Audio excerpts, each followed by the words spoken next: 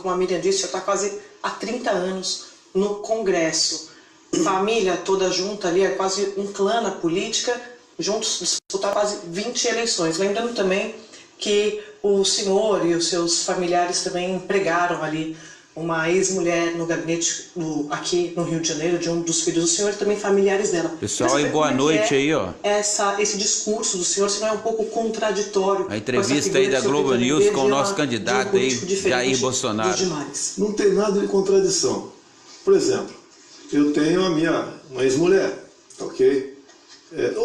Vou falar no meu caso atual. Eu sou casado com a senhora Michele. Sou acusado de ter praticado nepotismo. Ela esteve empregada sim.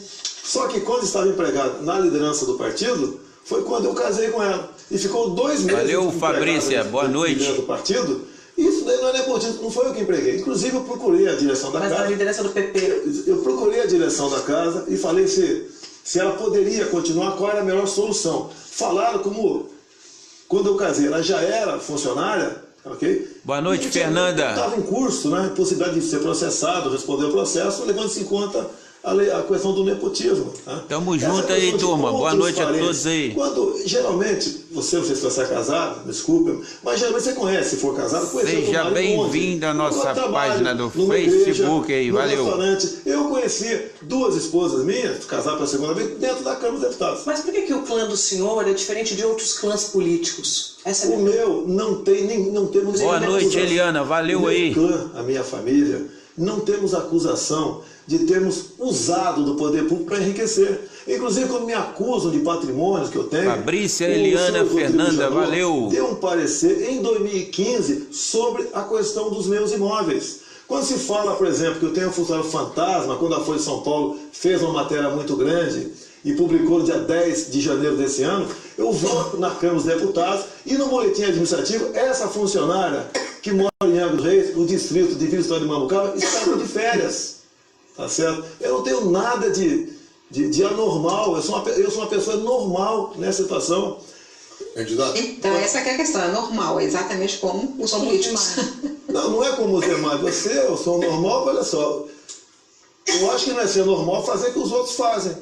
Eu nunca tinha envolvido em lugar nenhum. Te contei a passada do Joaquim Barbosa, Alberto Youssef, Alberto Friboi. Isso daí não é virtude. Isso é obrigação. Eu nunca me envolvi. Raramente eu votava com o meu partido. Sempre fui dono do meu voto. Candidato, vamos falar sobre governabilidade. O senhor está há 27 anos no Congresso e apresentou mais de 600 propostas. Conseguiu que somente 3 virassem lei. Quando o senhor foi candidato à presidência da Câmara, o senhor recebeu apenas 4 votos. Como é que o senhor imagina que vai conseguir ter apoio político para governar? Boa noite, Sônia. Valeu, Sônia Montiel. Eu vim candidato à presidência da Câmara numa das vezes para evitar que Luiz Eduardo Grial se elegesse presidente. E tanto fui vitorioso que quem se elegeu presidente foi Severino Cavalcante. Eu desossei o senhor Luiz Eduardo Grial. Eu detesto o PT. Como regra. Pode fazer seu comentário aí, Sônia. Não tem nada a ver não, hein? Tamo junto. Que eu conheço esse pessoal, alguns... Pode deixar sua opinião aí. Se for contra, pode falar, pode descer o cacete. Nós não tem erro não. Se for a favor, beleza. Se for contra, beleza. Pode aí, pessoal. Pensando em ganhar votos? Não é por aí. A nossa página do Facebook não tem dessa não. Não foi ideia de fama não. Foi 10 minutos para decidir a presidência da Câmara. Fica à vontade aí. O Severino Cavalcante a se eleger presidente não é uma... Mas como? Nós tínhamos 2 opções. É a mesma coisa Aécio e Marina e Dilma. Eu fiquei com Aécio. Só tinha 2 opções. Não tínhamos outras opções. Não tinha outra opção. Eu gostaria que tivesse alguém melhor lá. Eu era melhor que os 2 juntos. Tenho certeza disso. Mas fiz minha opção.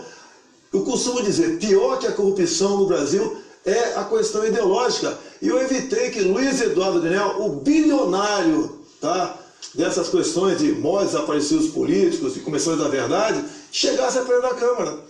Pronto. Mas por que o senhor diz que o senhor impediu? Ele perdeu por 4 votos? Sônia Montiel, nunca vi tanta besteira dita por uma única pessoa. Valeu, Sônia. Eu entendo, mas por que o senhor diz que o senhor conseguiu derrotar o Grial? Porque o meu discurso, tá, foi mostrando as verdades do senhor Luiz Eduardo Agrião. Só isso. Só porque ele era advogado de preso político? Não, o PT, ele é um petista de carteirinha. Olha só, eu conheço. Isso que o PT chegou agora, eu já sabia, já tinha previa que ia acontecer há muito tempo. Gerson Camarote. O senhor acusou o candidato Alckmin de ter se aliado ao que tem de pior na política. O senhor procurou o PR, tentou coligação com o PR, atraiu tempo do PR de televisão, inclusive com o nome do vice do Magno Malta. O PR, que não é qualquer partido, que foi envolvido no escândalo do Mensalão, que teve o seu principal dirigente condenado e preso pelo Supremo Tribunal Federal. Aí eu volto a lhe perguntar, qual a diferença? Vamos lá? Vamos lá. Eu não fui atrás do PR. Há 2 anos eu procurei o senador Magno Malta por afinidades e propósitos e comecei a conversar com ele. O senhor procurou o Valdemar Costa Neto? Não tive uma vez perdido agora, o Valdemar da Costa Neto. Não, depois tinha decidido, já eu te conto a história, sem problema. Era o senador Magno Malta, o meu homem. Tá, mas o senhor conversou com o Valdemar da Costa Neto? Não conversou. Eu explico. Não, tá, por favor. Explico, sem problema nenhum. Então, me agregava em muito a companhia do senhor Magno Malta. E desde o primeiro momento, ele falou que poderia não aceitar, porque talvez quiser disputar as eleições em Espírito Santo. E chegou um dado momento que ele falou que não queria mais. Daí o Valdemar da Costa Neto conversou. Valeu, Bruna, valeu, prima. Boa noite aí, prima. Estamos ao vivo aí, ó, na página do nosso Facebook. Um abraço aí pro Bruno, um abraço aí pra Edna. Valeu aí, Bruna. Eu não aceito. Tamo junto. Negociação. Ou tu acha que ele foi pro Centrão de graça, tá? E nada mais além disso. Então, ato contínuo. Outra opção era o general Augusto Heleno, que estava no PRP. Não deu certo. Concentrar no PR, porque o PR já tinha o saco do seu Geraldo Alckmin, por favor. Até não tenho poder de persuasão nenhum junto às pessoas. Pretendo, se Deus quiser, caso assuma a presidência, eu ter liberdade para indicar o meu ministério. Não vou depender de ninguém. Se estivesse no seu governo, se o senhor estivesse com o PR, tivesse feito essa coligação, o senhor ficaria confortável com esse partido que foi o seu principal dirigente condenado pelo Mensalão? Olha só, eu estive no PP, meu partido tem 30 nomes no Supremo Tribunal Federal. Valeu, Fernando Oliveira. Só foi presidido por Pedro Correia. Boa noite. Você quer que eu faça o quê? Tamo junto, Fernando. Qual partido de Santos tem lá dentro? Mas você não saiu agora. Eu respondo por mim. Eu respondo por mim. Não, mas o senhor estava num partido que tinha José Janeiro como líder. Pô, tem gente mais escabrosa ainda.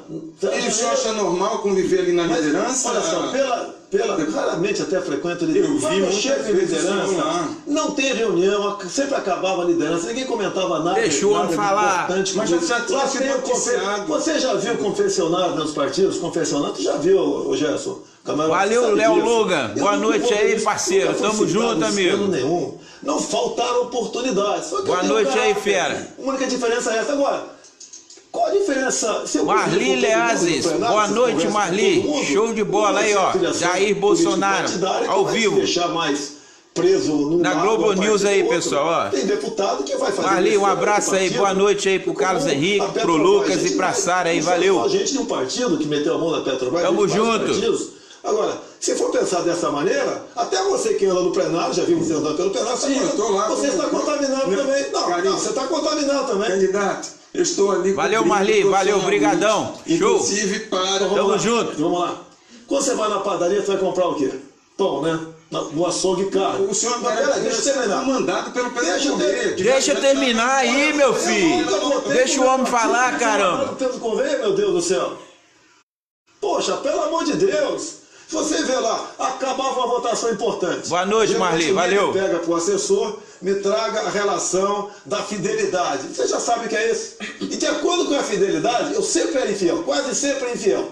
Tá? Quase sempre infiel. O partido requeria algo mais do governo. Tamo junto com o Bolsonaro. Geralmente agem como líderes. Valeu, Samara. Então, boa noite, Samara. Voto, né? Eu não me contaminei, que eu nunca me vendi. Samara Rodrigues. Candidato, o senhor está falando valeu. que nunca seguiu Tamo orientação junto. partidária. se o senhor vencer as eleições, o senhor vai ter que conversar no varejo com cada parlamentar. Como é que o senhor pretende fazer a maioria? Eu não sigo orientações partidárias quando sinto o cheiro de maracutaia. Você está entendendo? Valeu, Lucão. Boa noite aí, parceiro. Eu não sinto que tem algo errado. Tamo junto. Quando tem aquelas reuniões escondidas, às vezes no banheiro. Obrigado aí, cara. Valeu aí. Uma liderança partidária que sabe que acontece coisa esquisita. Um abraço pra Beatriz aí, valeu. Tamo junto. Eu não voto, é isso. Porque, lamentavelmente, se vende a ser medida provisória dentro da Câmara. Agora, um presidente que tenha moral, que seja preocupado com o futuro do Brasil, que apresente propostas que entendam, que atendam aos anseios do povo, por que ninguém vai votar conosco? Agora, também tenho conversado, já conversei com mais de 100 parlamentares na Câmara. É o deputado Onyx Lorenzoni que trata desse assunto, como se fosse o chefe da Casa Civil nosso. E nós discutimos propostas que quase unanimidade de aprovação. O que a gente precisa fazer para tirar o Brasil do buraco? Porque não vai ser um presidente sozinho, tá, que vai tirar o Brasil do buraco. Em grande parte, precisamos do parlamento. Agora, eu sou diferente. Você pode dizer uma coisa, eu já tenho escolhido alguns ministros. Duvido. Fala dois. Não, Paulo Guedes, tá ok? Augusto Heleno, tá certo? O general Augusto Heleno, tá certo? Eu estou agora quase em conversação com um também da valeu, Marlinho, valeu, Samara. Agora, esses caras, valeu, Lucas. Vai acontecer o quê? Show. Se, por exemplo, o senhor Geraldo Alckmin for eleito, por exemplo, o que ele vai fazer? Ele vai lá pro Jaburu, lá pro Palácio, vai juntar as lideranças, tá certo? E vai decidir, vai partilhar ali o governo, diretores de bancos, são estatais, tá? São ministérios. Se bem que ele nem vai fazer muito isso, que já fez. Então, o próprio Paulinho da Força já espetou 3 bilhões de reais do futuro governo, a volta do imposto sindical com outro nome. Ou eu acho que o Paulinho da Força se bandeou para o lado do PSDB de graça, a troco de nada. Não seria natural esses partidos me procurarem, que eu estava na frente em pesquisas? Por que não procuraram? Porque o que eles querem, eu não vou dar para eles. Alguns falam, você não vai governar, tá, o Brasil vai parar. A situação que se encontra o Brasil é melhor parar do que afundando. Eu sou diferente. Posso ser não ser o melhor, tudo bem, paciência, né? Mas eu sou diferente. Os candidatos que passaram por aqui disseram que iam ter liberdade para indicar. Mas peraí, candidato. você olha na cara do candidato, você vê se você está mentindo ou não. Você candidato. Ainda mais mulher que tem um sexto sentido. Você sabe se o cara está mentindo ou não. Você sabe que tem as negociações. Governabilidade não é repartir o que está aí, não. Fazer com que o Brasil trabalhe para eles e não para a população. Eu estou cumprindo uma missão de Deus aqui. Eu serei independente. Nós nomearemos os melhores para o Brasil. Até porque, se a gente for no artigo 85 da Constituição, se eu não me engano, fala dos crimes de responsabilidade. Um dos crimes de responsabilidade ali é interferir no trabalho do Legislativo. A partir do momento que um presidente dá ao Ministério em troca de voto, está falando no açougue, na padaria, ele está interferindo no trabalho legislativo. Ele está cometendo crime de responsabilidade. Candidato, diante desse isolamento de alianças partidárias em meio à campanha, a gente está vendo aí uma indefinição. Na verdade, alguns vices já foram definidos, o senhor ainda não. Quem vai ser o vice da... O meu vai ser do PSL. Opa! Quem vai ser o nome? Ou a senhora Jana Pascal, ou o senhor, o príncipe, conhecido como príncipe, né? É Felipe Orleans de Bragança. O que está faltando para definir um ou outro? Está faltando que eu estou conversando com a Janaína, tá certo? Olha aí! E ela apresenta alguns problemas familiares, que tem 2 filhos, ok? E... O senhor tem uma preferência por um? Não. Eu, na situação, não posso ter preferência, tá certo? Olha aí! Lógico, sempre Janaína Pascoal pensa no plano B. Não, no momento, o plano B é o príncipe, tá ok? E diante daquele... Desculpa, o senhor falou uma missão de Deus. Eu sou cristão, sim, mas olha só, a situação que eu cheguei, eu sou do baixíssimo clero, eu não sou ninguém na política, eu não sou nada na política. Para eu ter um apoio popular que está aí no momento, não é inimaginável o que está acontecendo. Tá vendo aí, turma? Como eu consegui isso? Porque quando eu falo missão de Deus... Tem gente que está trabalhando de graça para o Bolsonaro aí, ó. O meu lema, né? Qual vai ser a minha bandeira? Eu fui lá em João 8,32. E conhecereis a verdade, e a verdade vos libertará. E a verdade para o político não existe. Candidato. Tá certo? Então, em cima disso, quando eu fui para Roraima, por exemplo, fui 2 vezes. Porque quase, eu desconheço o candidato a presidente ter passado por Roraima. Lá não tem densidade eleitoral, mas eu fui lá. Cassiano, boa noite, Cassiano. Talvez o pedaço de terra mais rico do Brasil. Valeu, Daí. Skol Santos, valeu, boa noite. Sem dinheiro do governo. Valeu, Eugênio, tamo junto. Boa noite. A Janaína, retomando a questão da vice, ela fez um discurso ali, causou algum tipo de irritação nos aliados do senhor, propondo uma autocrítica do partido ali, como uma espécie de... Skol Santos está sempre conosco aí, valeu, Skol. Tamo junto, Skol Santos. Olha o Daí. Que nós não poderíamos amigão ser aí, valeu, parceiro. O PT o contrário, né? Apesar das opiniões contrárias aí, mas nós estamos juntos sempre, com certeza, amigo. Tamo junto. Não tem liberdade de falar o que... Valeu, Cassiano. Valeu, Eugênio. Concordo que nós somos o contrário do PT, tá certo? Nós somos o contrário do PT, não o PT é o contrário. Eu não posso concordar com isso, mas é um direito dela falar. Ela agrega muita coisa, é uma pessoa de valor. É uma mulher que sofreu muito por questão do impeachment. Imagine o que ela não apanhou, ameaças de morte que ela sofreu, amigos que ela perdeu. Ela está dentro da USP. Boa noite, amigo. Valeu. O partido tem que fazer alguma espécie obrigado de aí, hein? crítica. Valeu, Cassiano. Tipo show de bola. O partido apareceu agora. Não existia, o PSL estava perdido.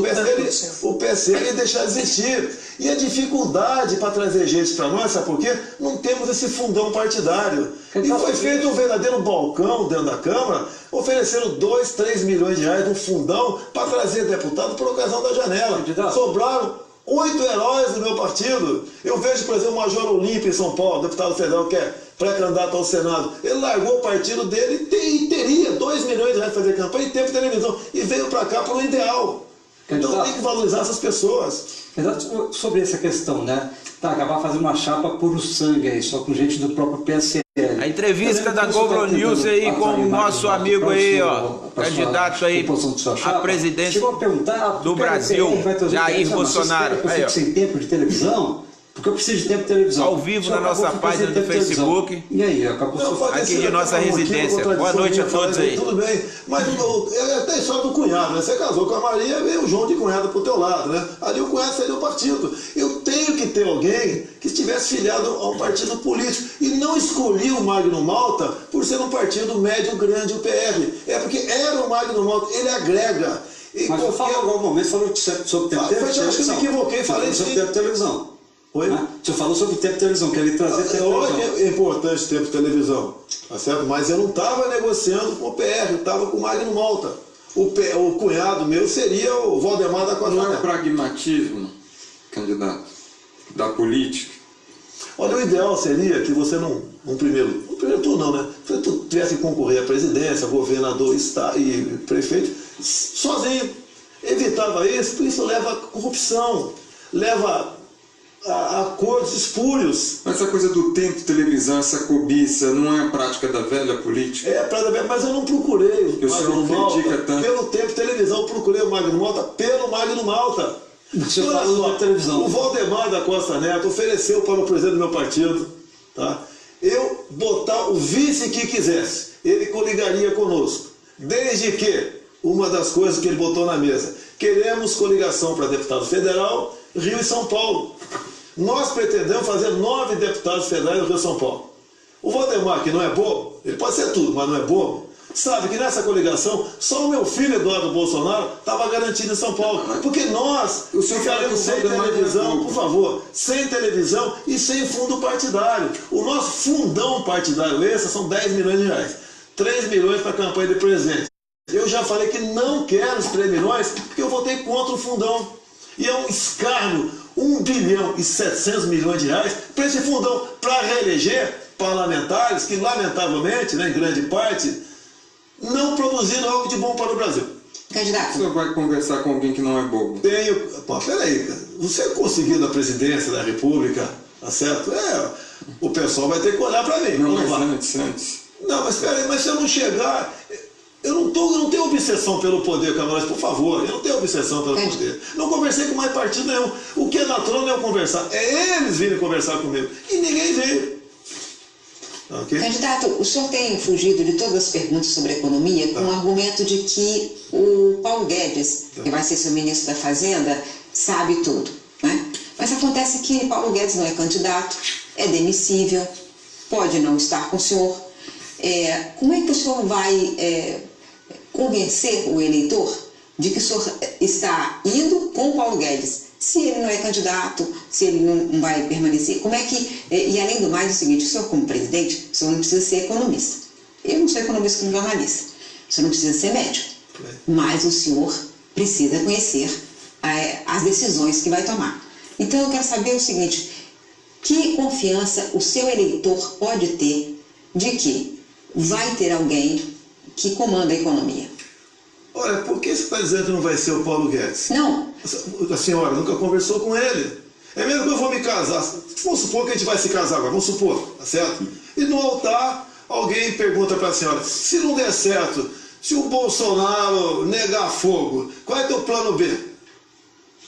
Qual é teu Candidato, plano o B? que eu estou perguntando não é sobre casamento. Eu estou perguntando o seguinte, ele não é candidato, ele não tem, portanto, ele não vai ter mandato. E toda pessoa que não tem mandato pode ser demissível, né? Quem tem mandato também é demissível.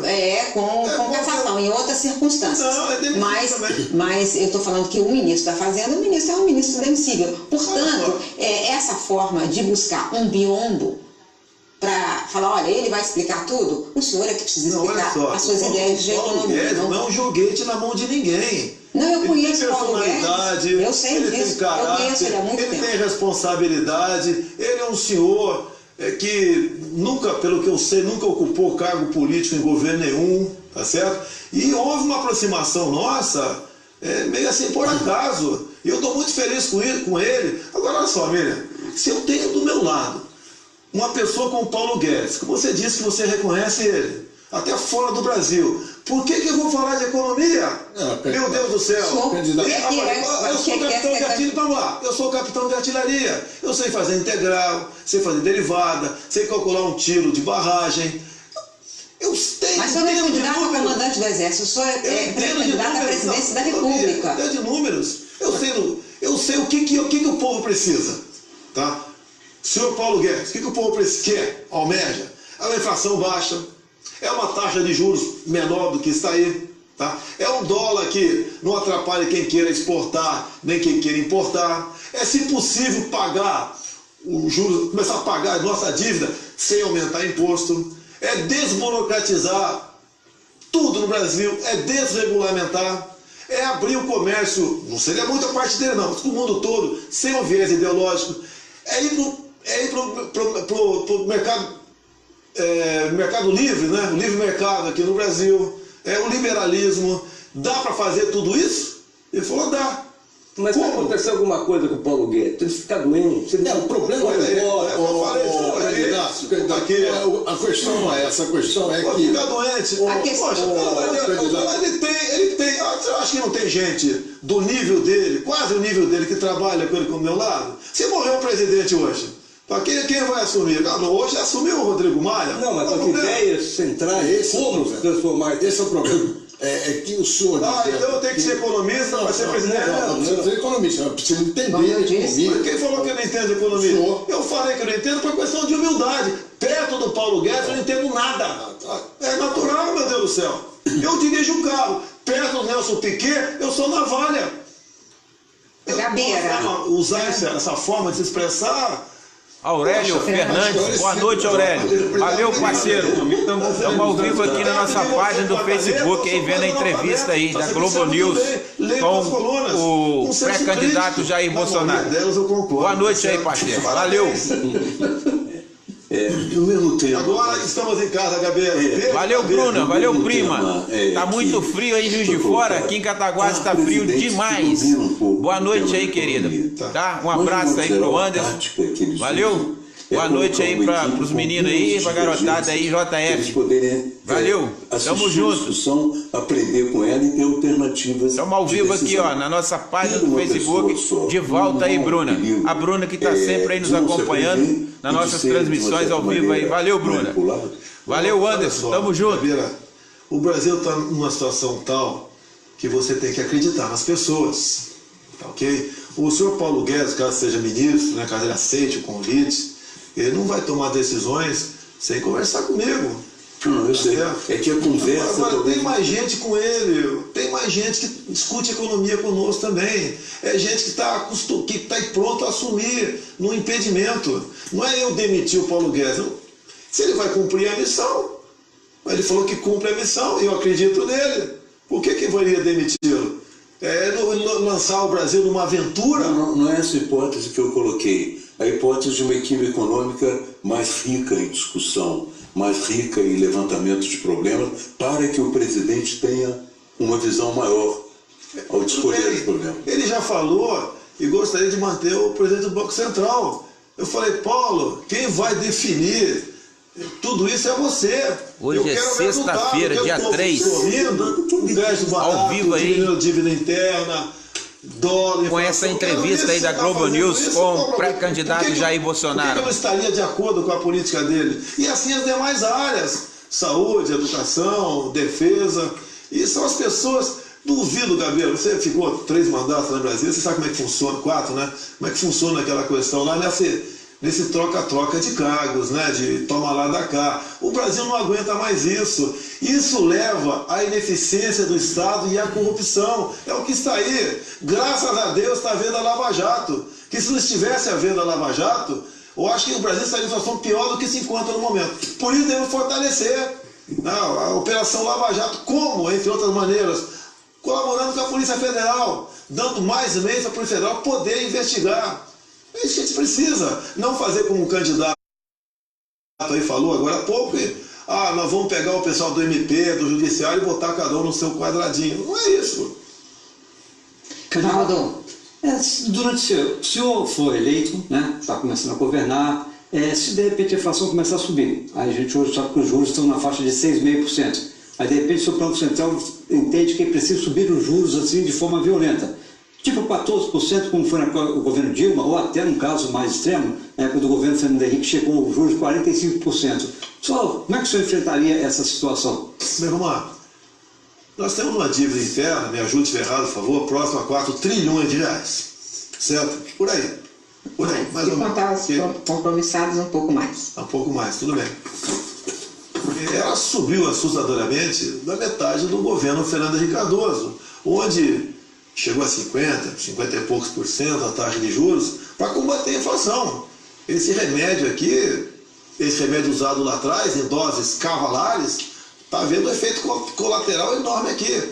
Agora, as questões inopinadas, que foge da normalidade, você tem que buscar uma solução. Se a solução for essa, que você faça. Agora, imagina essa taxa de juros em cima, senhora Mira, com 4 trilhões de dívida. Para onde vai a nossa dívida interna? Vai explodir. Agora, eu acho que você tomando medidas para fazer a economia rodar, tá certo? Nós começarmos a buscar maneira de agregar valor naquilo que nós produzimos. Boa noite aí, Marcelo. Apenas apegado à questão dos commodities. Estamos ao vivo aqui na nossa página do Facebook aí. 30 minutos vendo um trem passar de minério. A entrevista aí da Globo News para a China, basicamente. Com Jair Bolsonaro, não podemos agregar valor nisso? Candidato à presidência aí do Brasil. Falta para nós investir em ciência e tecnologia, tá? A gente tem que trabalhar nessa área também. Valeu, Marcelo. Tamo junto. Exatamente isso aí. E você, a economia funcionando, você tem que ter uma reserva maior. Talvez fique à vontade em comentar aí, pessoal. Seja a favor, seja contra. Então, fique à vontade. Tamo junto. No seu governo, você vai seguir a proposta do assessor econômico Paulo Guedes, tornar o Banco Central totalmente independente? O que ele quer é o Banco Central independente politicamente. E eu sou favorável a isso. Tá? E vai ter meta também. O Banco Central vai ter metas. Se não cumprir as metas, como agora, dentro de um parâmetro, lamento, o Paulo Guedes vai acenar com a troca do Banco Central.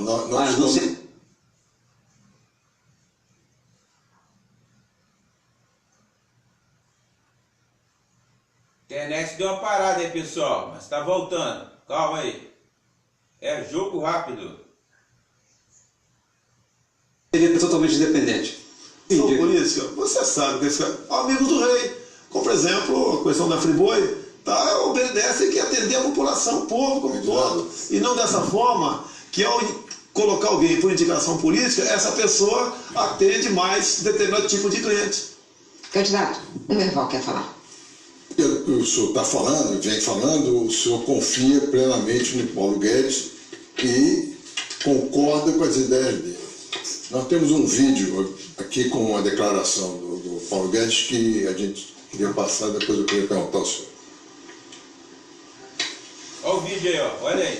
Candidato, em 2013, o seu assessor econômico, Paulo, nós vamos ver. No regime militar, aumentou o grau de intervenção do governo, aumentou o número de empresas estatais, foram criadas todas Vanusa, boa noite, Vanusa.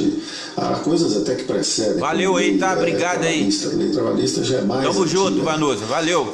Mas durante o regime militar, aumentou o grau de intervenção. Vanusa Gabriele, show de bola, Vanusa. Da economia intervencionista do governo, exatamente as grandes empresas estatais, e havia controle de preços, cartéis no sistema bancário, autoprotecionismo na economia, muito subsídio, e o Brasil foi perdendo o rumo e foi sendo capturado por essa armadilha de baixo crescimento. Bom, o senhor concorda com Olha só, a análise do seu futuro em que está fazendo? Em 73 o Pinochet assumiu o Chile. Não vamos discutir em que circunstâncias, ok? E essa política do Paulo Guedes se faz presente lá, e o Chile hoje em dia nos inveja, tá? Em parte não, ele tem razão em quase tudo, mas o que acontece? Quando se fala, por exemplo, em estatais, eu perguntaria, naquele período, alguém da iniciativa privada conseguiria fazer Itaipu binacional? Olha só, o prezado Merval, tá certo? O Brasil teve 5 presidentes militares. A nossa economia passou da 49ª para a 8ª economia do mundo. Muito usados estatais. Agora, você pode, quando nós entregamos, que seria para o Tancredo, acabou não sendo, né? Foi para o Sarney, as estatais continuaram. Os serviços poderiam modificar tudo isso aí. Resolveram se apoderar das estatais, tomaram de assalto as estatais, lotearam, aparelharam as estatais. O senhor é a favor ou contra essa visão estatista do regime militar? A gente muda, Merval. Eu tinha uma visão como essa, concordo com a crítica que você poderia fazer de mim agora. A gente evolui, a gente muda. Eu não quero ser presidente para lançar o Brasil numa aventura, pelo amor de Deus, não é isso que eu quero. Eu quero resolver o problema. Não vou pensar numa reeleição, caso chegue lá, tá certo? Não sou candidato por obsessão. O senhor vai acabar com a reeleição? É isso? Pode ter, se for para fazer uma reforma política que atenda o Brasil, eu abro mão da reeleição minha. No pacote a gente abre mão. Eu entendo que a reeleição lá do Fernando Cardoso não foi um bom remédio para a democracia. Os governos realmente se endividam para conseguir a reeleição e depois obras inacabadas, dívidas impagáveis, promessas que não vão ser cumpridas. Corrompeu-se a democracia com isso aí. Candidato, ainda sobre o vídeo do Paulo Guedes, essa declaração dele, tem um lado forte que ele ataca o protecionismo. Nós estamos aqui à beira de uma guerra comercial, Trump, China, que vai afetar o Brasil pesadamente. E vai afetar os brasileiros. Por exemplo, a China, se deixar de comprar as commodities brasileiras, o agronegócio brasileiro vai para baixo. A China só não simpatiza com o governo, mas se a gente deixar de vender, vai para baixo. O senhor vai privilegiar alguma negociação bilateral, algum tipo de acordo bilateral? O senhor vai ser protecionista também? O que o senhor pensa? Olha, quem já escreveu que eu evitaria vender algo para a China, escreveu. Não, eu estou afirmando isso, estou falando que o senhor não gosta do governo da China. Escritas a esse respeito meu por aí. O que eu tenho falado no caso da China, que a China não está comprando no Brasil, está comprando o Brasil. Esse é o grande problema que nós devemos nos preocupar. Tanto é que o Trump pediu que empresas chinesas comprem empresas americanas. Se eu não me engano, a Austrália está no mesmo caminho, tá certo? Essa é uma grande preocupação. A China tem aí 1 bilhão e 400 milhões de habitantes. Revogaram a lei do filho único, o controle de natalidade há pouco tempo. Tá? A sua população está se transformando em urbana. Mas o agronegócio brasileiro depende em grande parte da renda para vão ter que comprar, porque o mundo cresce 70 milhões de habitantes por ano. Vão ter que comprar, tá certo?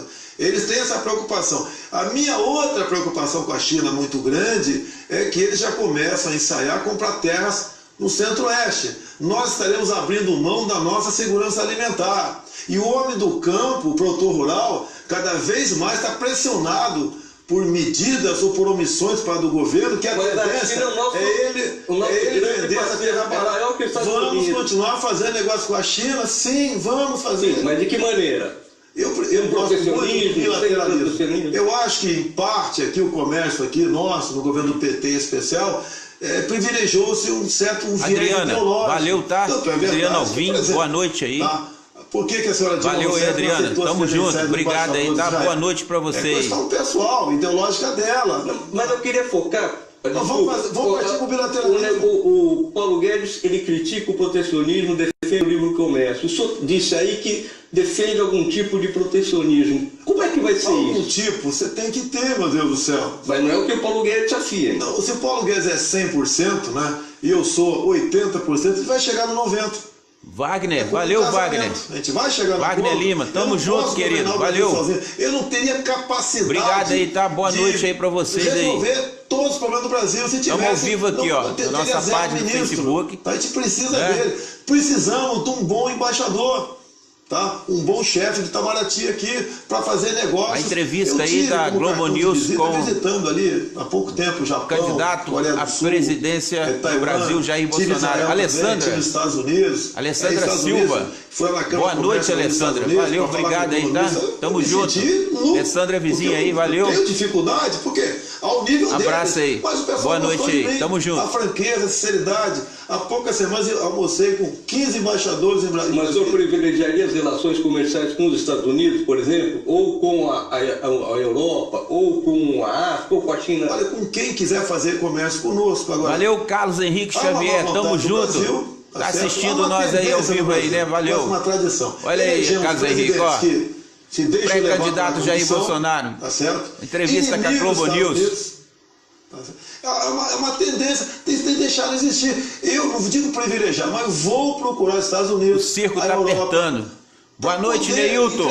Valeu, Neilton. Saudades aí, cara. E não ficar preso aqui muitas vezes ao Mercosul. Valeu aí, brigadão. Carlos Henrique, Alessandra, Neilton. Valeu, Neilton. Tamo junto. Olha só, quem falou que não quero fazer... Que não um abraço aí pra família aí, cara. Boa noite aí, valeu. Eu não quero é que a China ou qualquer outro país do mundo compre o Brasil. Como, por exemplo, a China está em vias de conseguir, né, por concessão, a mina de nióbio de Catalão. Fique à vontade em comentar aí, pessoal. Nós devemos investir em tecnologia, em pesquisa. Dê sua opinião aí, pode falar aí. Se tem de útil com esse mineral, em vez de entregar uma mina para eles. Mas a de Catalão não é da Anglo-América? Não é de uma empresa? Dá para passar para a mão dos chineses, tá certo? Mas enfim, já era de uma empresa estrangeira. Já era de uma empresa estrangeira. Eu tive em Cajati, entre Rio e São Paulo. Lá tem montanhas de magnetita, que é o rejeito de uma mineradora que tem em Cajati. A China conseguiu tirar nióbio dali e exportava com a rúbrica de liga de ferro. Neilton, é nós, mano. É isso aí, parceiro. É nós. Tamo junto. Montanhas de grafite. Tá? E lá tem muitas escavações. E eu conversei com o povo. E deixa aí seu comentário aí, pessoal. Fala aí. E começaram agora a demarcar... Mas tem muitos grupos estrangeiros. O circo tá apertando. O Globo me procurou, o jornal Globo, a revista Verde, vai fazer uma matéria. A nação brasileira tá ficando sem rumo. Eu conheci o grafite, fui apresentado, agora nós temos coisa, mira. Será que vai ter eleições? Quando a gente vai para Israel, por exemplo, poderia citar outros países, a gente vê o que eles não têm nada. Agora olha o que eles são. Agora você vem para o Brasil, olha o que nós temos tudo, olha o que nós não somos. Uma notícia bombástica saiu aí nas redes sociais. Centrão faz traição aí com Jair Bolsonaro aí. O economista Paulo Guedes fala aí da questão dos subsídios, de um ponto de vista crítico, que somam hoje no Brasil algo em torno de 350 bilhões de reais. Jair Bolsonaro tá ficando perdido aí. Olha, a ideia dele... Com a unificação aí dos partidos. Agora, pronto, a ideia dele é essa. Zona Franca de Manaus. Mantém. Partidos de direita com esquerda. Paulo Guedes. Não, mas o simples é o chamado de centrão. Mas eu estou perguntando sobre desonerações, talvez, é isso? Eu não estou falando vários subsídios. Geral, tá ok? Vários subsídios. Zona Franca de Manaus é muito caro para amigos do rei, pô. Tá ok? Isso. Agora, por que é o subsídio muitas vezes? Porque os impostos estão lá em cima, estão na lua. Isenção fiscal das indústrias. Se você não ceder em alguma coisa, aquela coisa quebra. Isso pode acontecer. Ele fala do cartel financeiro. Né? Naquela época ainda existiam 14, 15 bancos. Hoje o cartel é muito maior. Quer dizer, 3 ou 4 bancos dominam o Brasil. Nos Estados Unidos tem 15 mil bancos. Como é que o senhor faria essa área mais competitiva? Facilitar talvez a abertura de mais bancos aqui. Mas talvez, isso aí. Mas você sabe que eles fazem cartéis, é difícil fugir disso aí. Mas como faria? Nós, poxa, agora com todo respeito, né? Se você fala em abrir mais bancos, poxa, sim, mas facilitar então isso daí. vai ganhar. Agora hoje em dia, a população nossa, até 80% aí inadimplente, o Brasil está praticamente quebrado, meu Deus. Se aumentar o crédito, fazer mais banco. Agora, esse aumentar crédito, qual a segurança que o banqueiro tem? Ele tem que ter segurança. E a população está endividada. Hoje em dia, me desculpa, né? Quem quer fazer um negócio no Brasil, vai investir? Para produzir o quê? Para vender para quem se o povo está sem poder aquisitivo? Ele está numa situação falimentar.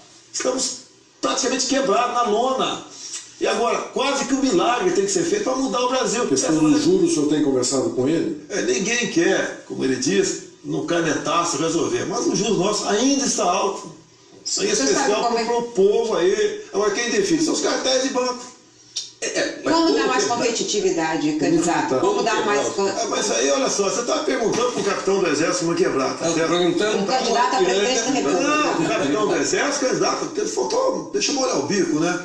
Candidato a presidente da República. Isso. Tá ok? Agora, as grandes decisões, eu não posso tomar sem ouvir ninguém.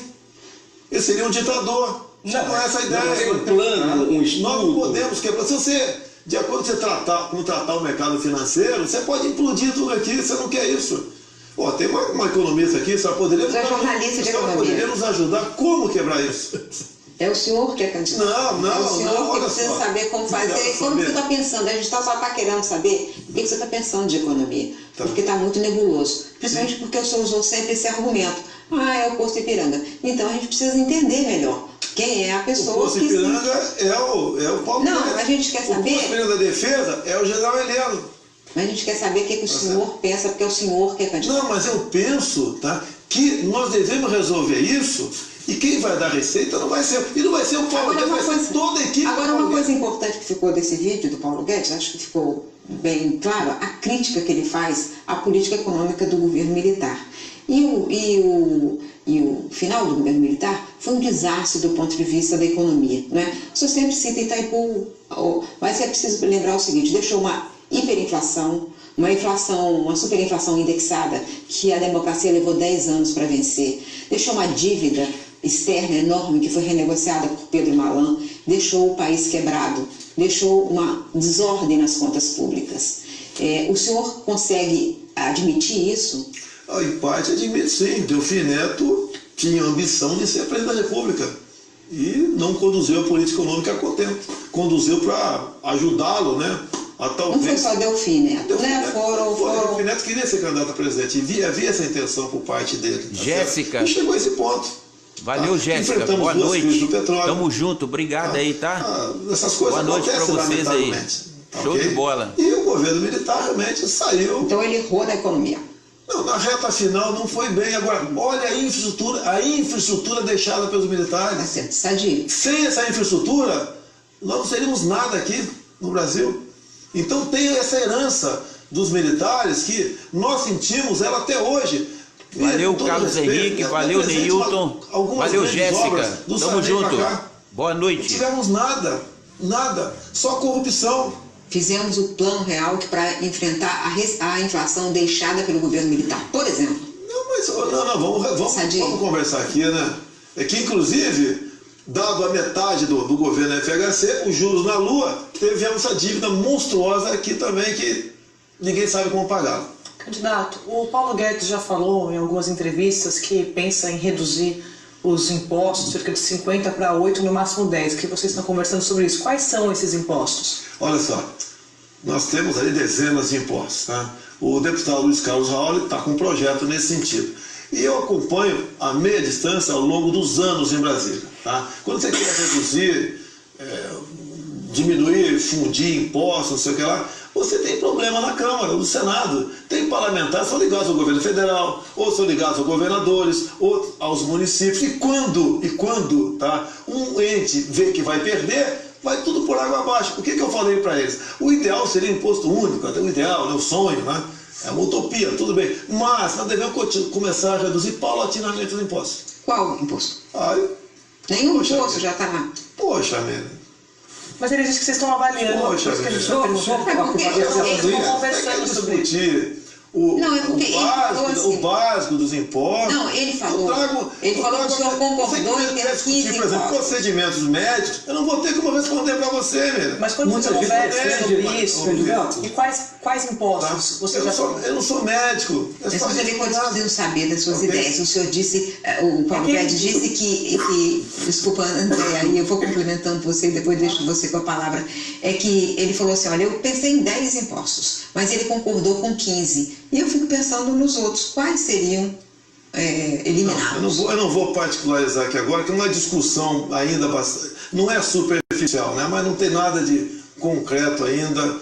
E isso daí, por ocasião do nosso plano de governo, vai ser apresentado. Quando? Até o limite longo, se não me engano, é 15 de agosto. É porque ele disse que está em avaliação, candidato, por isso que a gente está perguntando. Ele disse que está em avaliação por vocês. Por isso mas é lógico que está em avaliação. Mas quais são? Eu estou correndo atrás do voto no Brasil, estou andando no Brasil. Quem está com a mão na massa, na escrivania, com a caneta e o óculos, não sou eu. Mas o que ele disse, candidato? O senhor não falar para os seus eleitores, a gente está dando uma oportunidade para o senhor falar isso. Entendendo a pegadinha. Não é pegadinha.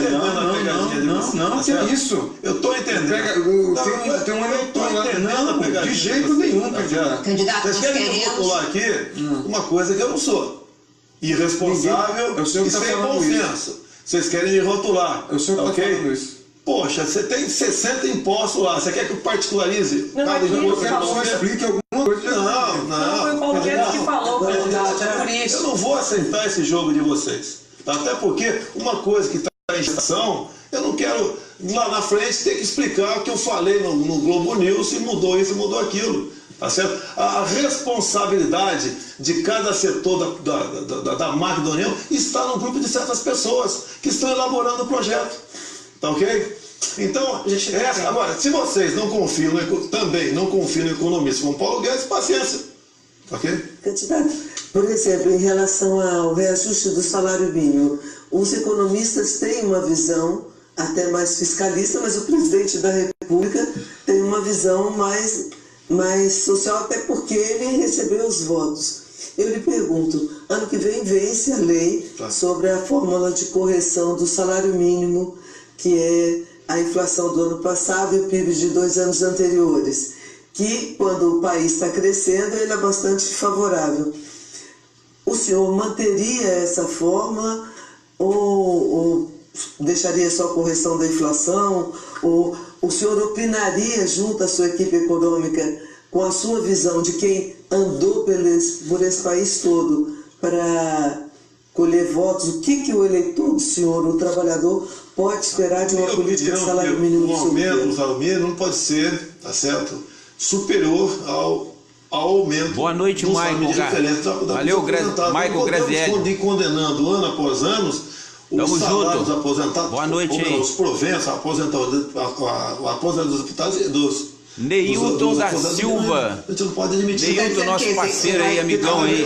Ele não responde nada. Por exemplo, mais ou menos. Quem se aposentou com 10 salários? Pois é, Neilton. Vai vendo aí. 5 um tempo atrás, está com 4. Isso tem que deixar de acontecer. Graziela. Está perguntando sobre a correção do salário assistindo a gente aí ao vivo. Boa noite, Michael. Os proventos de aposentadoria precisam ser corrigidos no mesmo valor do salário mínimo. É isso? Essa aí é uma das políticas que eu falei que tem que ser adotada. Então, quer dizer, quem sabe recuperar o valor do salário dos aposentados. Quem sabe isso? Mas o salário mínimo vai ter alguma tabela de reajuste? Vai ter algum critério diferente? Tem um que está em vigor, que pode ser renovado a partir do ano que vem, pode ter uma nova proposta. Mas não tem nada elaborado ainda. Quando se tem uma nova proposta pronta, se mantém a que está em vigor. Essa aqui é a ideia, não tem que inventar nada. O deputado, o senhor disse sempre que é muito sincero, né? O senhor se sente preparado para governar o Brasil? Olha só, analise os presidentes anteriores. Dilma Rousseff, analise, tá certo? Analise Lula, tá certo? Analise, tá certo? Levando-se em conta, isso é minha formação, a minha experiência, maturidade que vem com o tempo, conhecimento de Brasil, humildade para reconhecer o que não sabe e buscar soluções com quem entende do assunto. É igual aquele cara que vai jogar um futebol, né? Você joga que posição? Joga qualquer posição, não joga nada. Em cima disso, acredito que sim. Valdo Cruz. Candidato, a gente sabe que a gente está enfrentando um problema grave, que é a questão da Previdência. Temos um rombo na Previdência muito elevado, que somando o setor privado com o setor público deve chegar a 300 bilhões de reais. O senhor chegou a se colocar contra a reforma da Previdência num dado momento, e a gente sabe que aquele nosso bônus demográfico, que é aquele período em que o Brasil tem condições, quem está na ativa tem condições de bancar ainda, quem não está na ativa, né? Está acabando, está se fechando. Começa a se fechar em 2020, 2037 pode se fechar. O seu assessor econômico, Paulo Guedes, defende uma reforma da Previdência. O senhor mudou de ideia? O senhor vai defender a reforma? Sou favorável. Quando essa proposta aí do senhor Michel Temer chegou, eu estava no Piauí. Tá? E lá na proposta inicial falava em 65 anos. Tá, ok? Inclusive o policial militar. Eu até me dirigi, um policial estava comigo e falei o seguinte, ó, daqui a pouco, né, que tinha a se aposentar, você não sabe se tem um fuzil, é uma arma ou é uma bengala. Estava no Piauí. Vi a expectativa de vida lá no Atlas do IBGE, 69 anos. Tá? E o que eu falei? Não passa, ainda mais no ano pré-eleitoral, não passa. E nem foi votada. Porque se fosse votada, a lei de não passar ia marcar os deputados favoráveis a ela e deixaria o pessoal do PT, PCdoB, pessoal bem à vontade. A bancada deles ia crescer assustadoramente. Até a questão de estratégia política. Eu lembro quando eu era garoto, minha mãe falava, remendo novo em calça velha, não dá certo. E agora? Não dá certo. Essa reforma agora, porque uma coisa, vamos atacar por partes. Onde é que aparece a fábrica de Marajás? O pessoal chega um salário no teto. Né? Câmara Municipal do Rio de Janeiro, fui vereador. Está lá na lei orgânica. Tá? Você, por exemplo, está ganhando 10 mil por mês. Você tem um cargo com comissão de 10 mil. Daqui a 8 anos você passa para 20. Mais 8, o outro cargo com comissão, você passa para 30. Vamos acabar com as incorporações. E olha o que aconteceu com o senhor Eduardo Paes, quando deixou a prefeitura aqui no Rio de Janeiro. Essa acumulação se estendeu ao executivo. Tá? Vamos primeiro, estou dando uma proposta de várias. Não, eu quero saber dos militares. Tá, então tudo bem. Então, acaba com as incorporações. Militares. Bem, nós temos lá no artigo 7º um montão de direitos, certo? Na Constituição. Deles, o direito militar de fundo de garantia, hora extra. Valmir Linhares. Eu sou pensa. Nosso amigo Valmir Linhares aí. Boa noite, Valmir Linhares. Valeu aí, tá? Obrigado aí, cara. Tamo junto. De todos os direitos. O senhor tá pensando. Estamos ao vivo aqui, ó. Segundo dado, mostrando aqui da nossa residência. Ao longo de 30 anos de serviço, o militar, na verdade, trabalha Globo de News 45. Entrevistando aí o pré-candidato Jair Bolsonaro. Extra, que não são computados para nada. Eu vou voltar para... Pode deixar aí sua opinião, pode deixar aí seu comentário aí.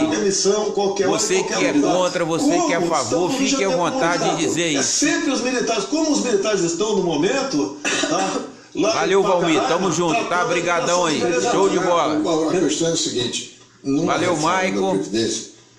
Neilton, nosso parceiro aí, deixou seu comentário aí, ó. Ele não responde nada. Para poder continuar pagando, porque senão não tem. Então, o senhor pretende acabar com os privilégios Valmir Linhares, você que é um político aí, bem sucedido aí na nossa cidade de Cataguases, você que é um cara inteligente, você é um cara que entende aí bem da política, deixa aí seu comentário, deixa aí sua opinião a respeito dessa entrevista aí do pré-candidato Jair Bolsonaro com a mídia aí, com a mídia da Globo News. Deixa aí seu comentário aí para nós aí. Ele está propondo um novo modelo de reforma da Previdência, que é um modelo, sair desse modelo atual de repartição para um modelo de capitalização. Como é que a nação brasileira precisa saber qual candidato que vai votar para presidente do Brasil. Se entrar nesse modelo, ele vai colaborar, contribuir com esse novo modelo. Tá certo? Ele vai ter uma poupança dele. É dele a poupança. Até ele não resolve essa previdência que está aí vai quebrar. Vai quebrar. Agora, eu estou propondo medidas, alguns querem até que dê um remédio cavalar para resolver o assunto. Nós temos um filtro chamado parlamento. Valeu aí. Tá? E nós temos que ter responsabilidade para buscar a maneira de resolver, nem que seja por partes, mas para atingir o mesmo objetivo. Você vê, hoje em dia o servidor público, o homem, se aposenta com 60 de idade, 35 de contribuição. Se o Temer agora conseguir botar 61 de idade e 36 de contribuição, quem assumir o ano que vem passa para 62 e 37 e vai resolvendo isso. Afinal de contas, a proposta inicial do Temer era para, se não me engano, 2030. Você pode até atingir o mesmo objetivo e tem como fazer uma mensuração ao longo do processo do que está dando certo e o que está dando errado. Candidato, esse ano Olha a gente aí, teve uma vai greve vendo dos aí. caminhoneiros, uma paralisação que afetou o país. O presidente Michel Temer deu como solução subsídio para o óleo diesel. Esse subsídio acaba no dia 1º de janeiro de 2019. Aí eu lhe pergunto, qual vai ser a solução em relação à questão do diesel a partir do 1º de janeiro de 2019? Como é que ele vai ser corrigido? Vamos lá, eu vim acompanhando o caso dos caminhoneiros há 2 anos. Tá? Estive em Gramado, Rio Grande do Sul, aqui no Rio de Janeiro, em Brasília, tá? E uma série de medidas que eles gostariam que fossem adotadas. O governo, sem inteligência, né, ignorava isso daí. Uma das medidas, um caminhão vazio com o eixo levantado tem estado que ele paga pedágio a si mesmo. Eu sei que no contrato, né, diz que tem que pagar, mas eu acho que um contrato desse tem algo de irregular ali. Tem que conversar, né, com as empresas para resolver isso. Mas a questão do óleo diesel. Vamos lá. Outros problemas os caminhoneiros também tinham, tá certo? A questão da multagem eletrônica.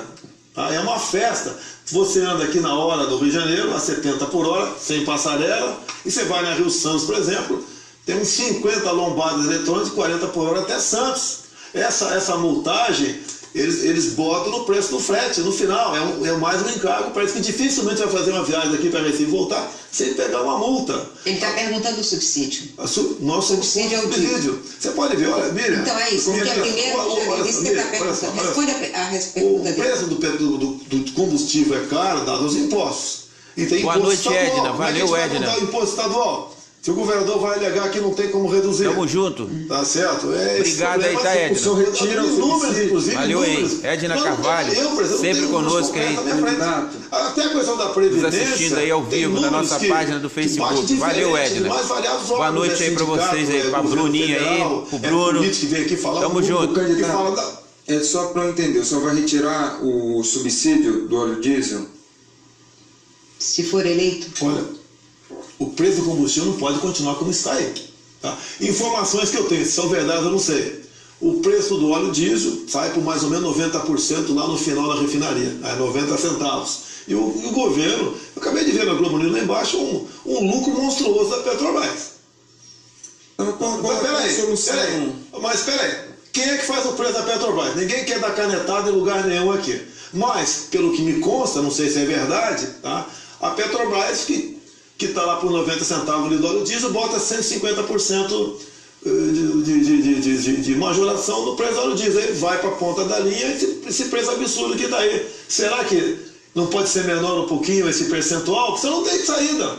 Você pode ver, quando você vai para a gasolina, né? Aqui no Rio de Janeiro, cada litro de gasolina que você bota de ICMS é em torno de R$ 1,60. É o governo do Estado que tem que sentar nessa cadeira também e ser pressionado. As dívidas, o Estado está quebrado aqui, com vários estados no limite. Como resolver esse assunto?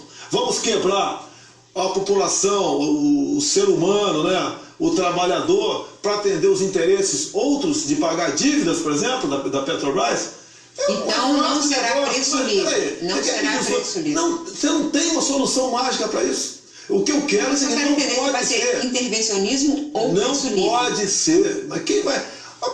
Então vamos privatizar a Petrobras. Essa que é a minha pergunta. Se não tiver uma solução, eu sugiro a privatização da Petrobras. Acaba com esse monopólio estatal. E ponto final. Então o recado que eu dou para o pessoal da Petrobras, vamos ajudar a buscar soluções, senão eu ou outro qualquer vai privatizar, ponto final. Mas o senhor internamente... Internamente eu não sou favorável. Mas o senhor admite que pode privatizar? Oi? O senhor admite que pode privatizar? Pode, se não tiver solução, tem que privatizar. Mas aí não é um desígnio estratégico, não é um ponto maior. Eu entendo que a Petrobras é estratégica. Por isso, não gostaria de privatizar a Petrobras. Tá? Esse é o sentimento meu. Agora, se não tiver solução, não tiver um acordo, você não vai ter outro caminho. E Banco do Brasil, Caixa, como é que o senhor vê? Quem vai financiar, por exemplo, a produção rural? Se for o Banco do Brasil, produtor rural. Com que taxa daí? Você vai entregar para basicamente um oligopólio, aí, um meia dúzia de banqueiros vão tomar conta disso? Você vê, o pessoal, o homem do campo, ele é pressionado de tudo quanto é forma. Está no Senado uma proposta para modificar a Lei Candir, para cobrar ICMS dos commodities do campo. Cada governador pode botar ali 2, 3, 4, 5, 6%. Então o senhor vai manter o Banco do Brasil estatal? Pretendo, eu acho uma estratégia. O Banco do Brasil, Caixa e a Caixa Econômica? Entendo como estratégia. Entendo como estratégia. O senhor admite algum ramo de privatização fora a Petrobras, se eu for necessário? Nós temos, não sei se essa pergunta o senhor fez para mim, nós temos em torno de 147 estatais no Brasil. Correios, por exemplo. Não, Correio já falou. Alan, valeu, Alan Matias. Não é só o Correio. Alan Matias, boa noite. Valeu, cara, tamo junto. Estatais. Acredito. Deixa aí o seu comentário, a sua opinião a respeito dessa entrevista aí da Globo News com o Jair Bolsonaro. Pré-candidato aí à presidência. Olha só, vai vendo aí. Nem privatizar, extinguir, que ninguém vai querer comprar. Até a nossa TV oficial. Alan, a coisa tá apertando, o circo tá apertando. Quem que tá lá? As eleições estão chegando. Companheiros. Em quem que a nação brasileira vai votar, cara? Em quem? Vai vendo aí. Tem que deixar de existir com um traço de audiência. Quem tem capacidade de governar esse país? Eu confesso que me impressiona um pouco a maneira. Deixa aí o seu comentário, deixa aí a sua opinião. Valeu, Alan, boa noite. Mas se não tiver outro caminho, nós temos que ter José Roberto Silveira, amigão. Compatível. Valeu, parceiro. Boa noite pra você aí, cara, pra sua família aí, pra todo mundo aí. Valeu, José Roberto. Obrigado aí, cara. Estamos ao vivo aqui, ó. Vai deixar outras empresas. Deixa aí seu comentário, deixa aí sua opinião. Edna Carvalho, José Roberto, Alan Matias. Tamo junto, boa noite. Vamos fazer a central das eleições, faz um rápido intervalo, voltando já para o segundo bloco da entrevista com Jair Bolsonaro, candidato à presidência da República pelo PSL. A intervalozinho aí agora, pessoal. A intervalozinho aí agora, né? E agradeço a todos vocês aí por estar assistindo a gente aí na nossa página do Facebook. Há muito tempo aí que a gente não faz uma transmissão ao vivo, né? Pelo Facebook, né? A gente deu uma parada aí naqueles tempos aí que estava acontecendo aquela paralisação dos caminhoneiros aí. Então a gente deu uma parada aí, né? Uma prévia aí para saber o que vai acontecer da agora para frente com o nosso país, né? Os caminhoneiros tentaram, fizeram aí a sua paralisação e não conseguiram o que eles queriam, né? Michel Temer, que hoje é o presidente do Brasil, manteve aí a sua negociação da forma que ele ofereceu aí para a categoria, e a categoria ficou aí, né? Sem saber o que fazer com essa negociação. Retomando aí, que os caminhoneiros não teve muito sucesso aí com a negociação. Então, pessoal, olha só, agora voltando aqui, retomando aqui, nós estamos de volta aqui, aí, falando em caminhoneiro, passou um caminhão ali. Nós estamos de volta aqui, né, a respeito aí da entrevista com o nosso pré-candidato aí à presidência do Brasil, Jair Bolsonaro, né, que está aí sendo encurralado aí pelos repórteres aí da Globo News aí. Pessoal, olha só, vou deixar aqui a minha reflexão aqui a respeito dessa política aí. Nós que estamos aí acompanhando tudo isso, sabendo o que está acontecendo no nosso país, né? Sabemos que a gente quer uma resposta dessa turma aí, né? Porque nós temos filho, todos nós sabemos que a gente quer um futuro melhor para os nossos filhos, né? Então a gente quer com certeza alguém que governe esse país, que tenha competência de governar esse país, né?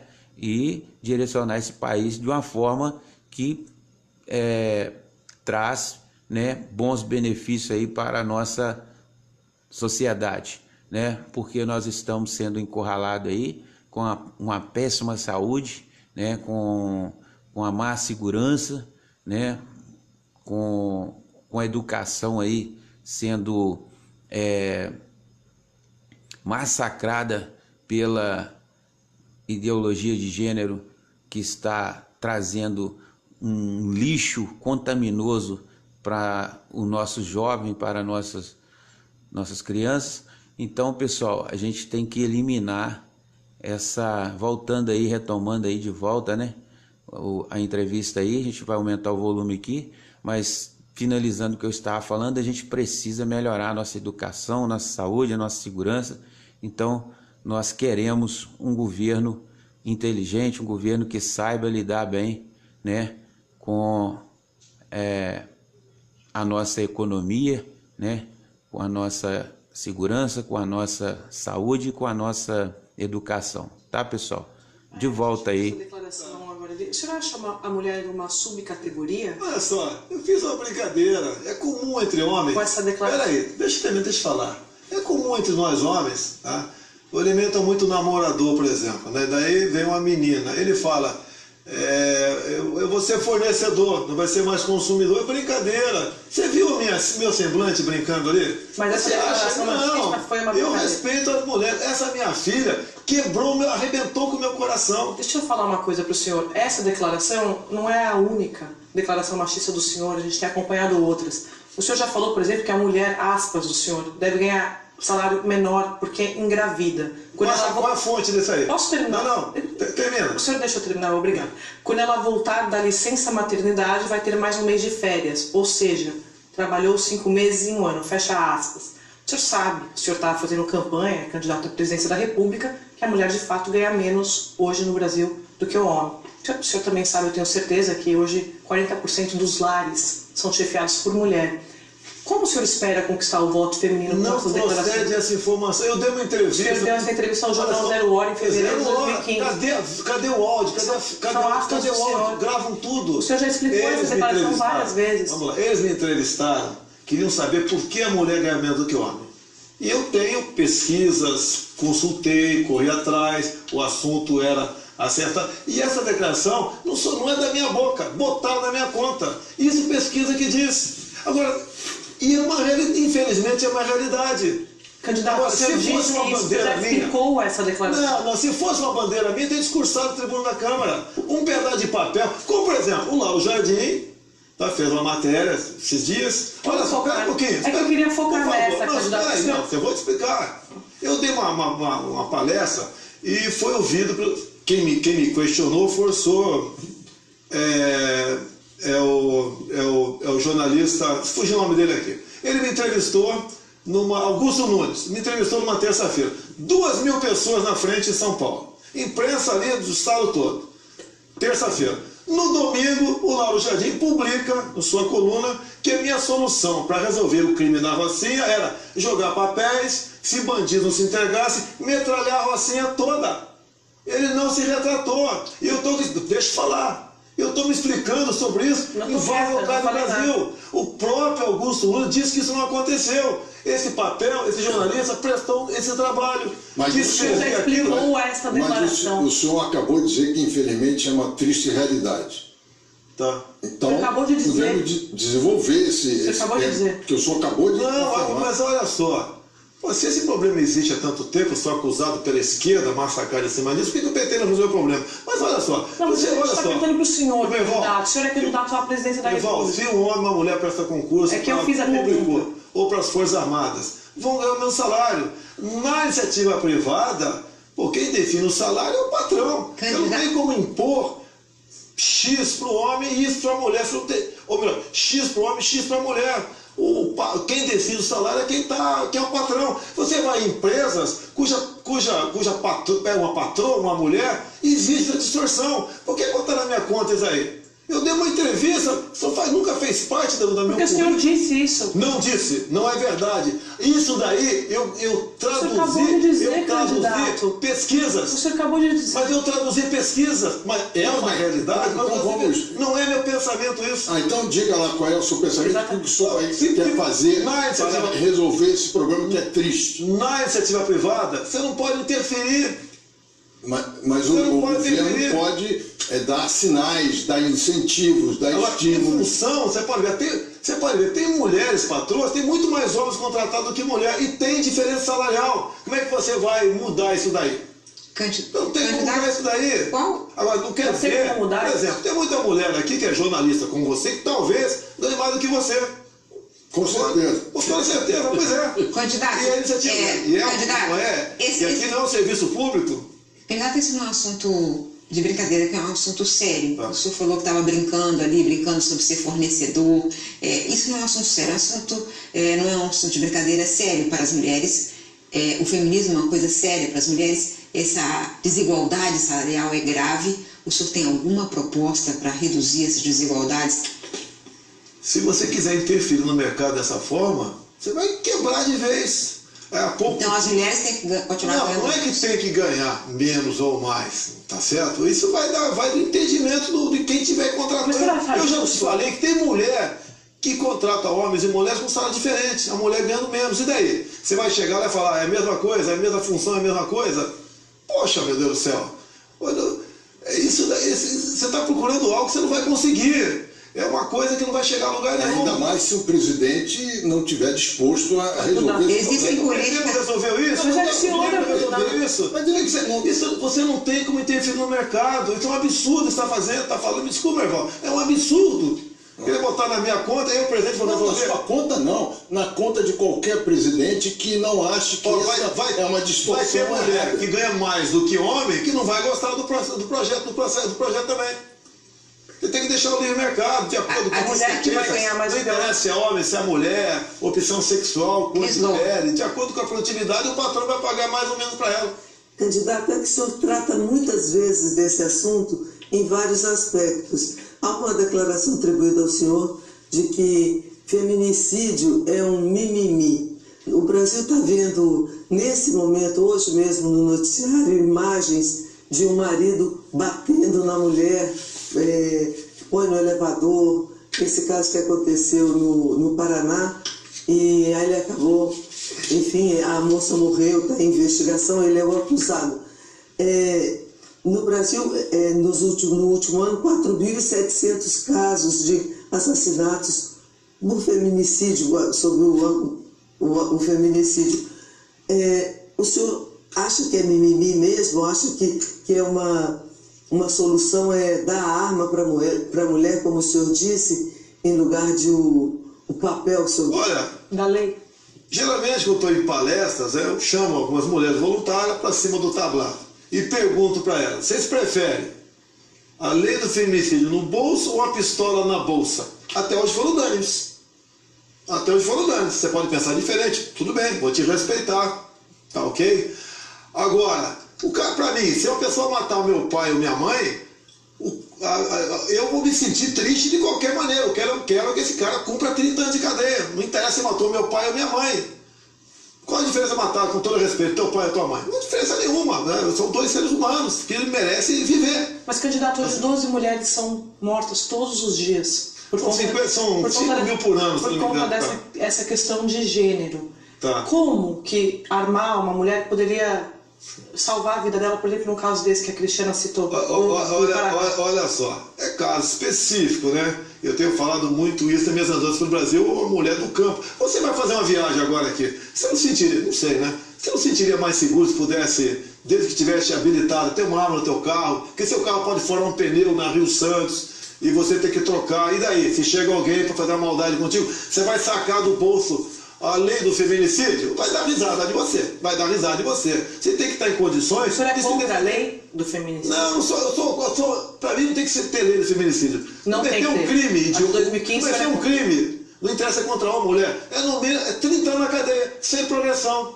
Ainda mais um crime estúpido como esse, que o cara mata só porque ele é homem e achou que a mulher não está correspondendo com ele, ou quer ir embora. Não é mais grave? Não tem uma gravidade maior esse tipo de crime? Não, para mim matou, né, sem motivo, né? Porque tem a legítima defesa também. O cara tem que puxar 30 anos de cadeia. Você não revogaria a lei do feminicídio? Eu falo em feminicídio. Tem a deputada federal Keiko Wata, há uns 15 anos atrás, teve um filho sequestrado com 8 anos de idade, um moleque de 8 anos de idade foi executado em cativeiro. Descobriu-se quem matou foi um ex-funcionário dela. Esse cara foi condenado, puxou 6 anos de cadeia e foi para o semiaberto. Que é crime mais hediondo do que esse. Gente, por favor, agora a palavra do Gabeira. Agora vamos para outro tema. essa frase sobre os quilombolas, né? Eu não vou ficar repisando, nem quero achar um caminho construtivo nisso. Tá certo. E essa frase é de que os quilombolas não trabalham e que era necessário acabar com os quilombos. Eu tenho uma experiência diferente, queria te fazer a pergunta baseado nessa experiência.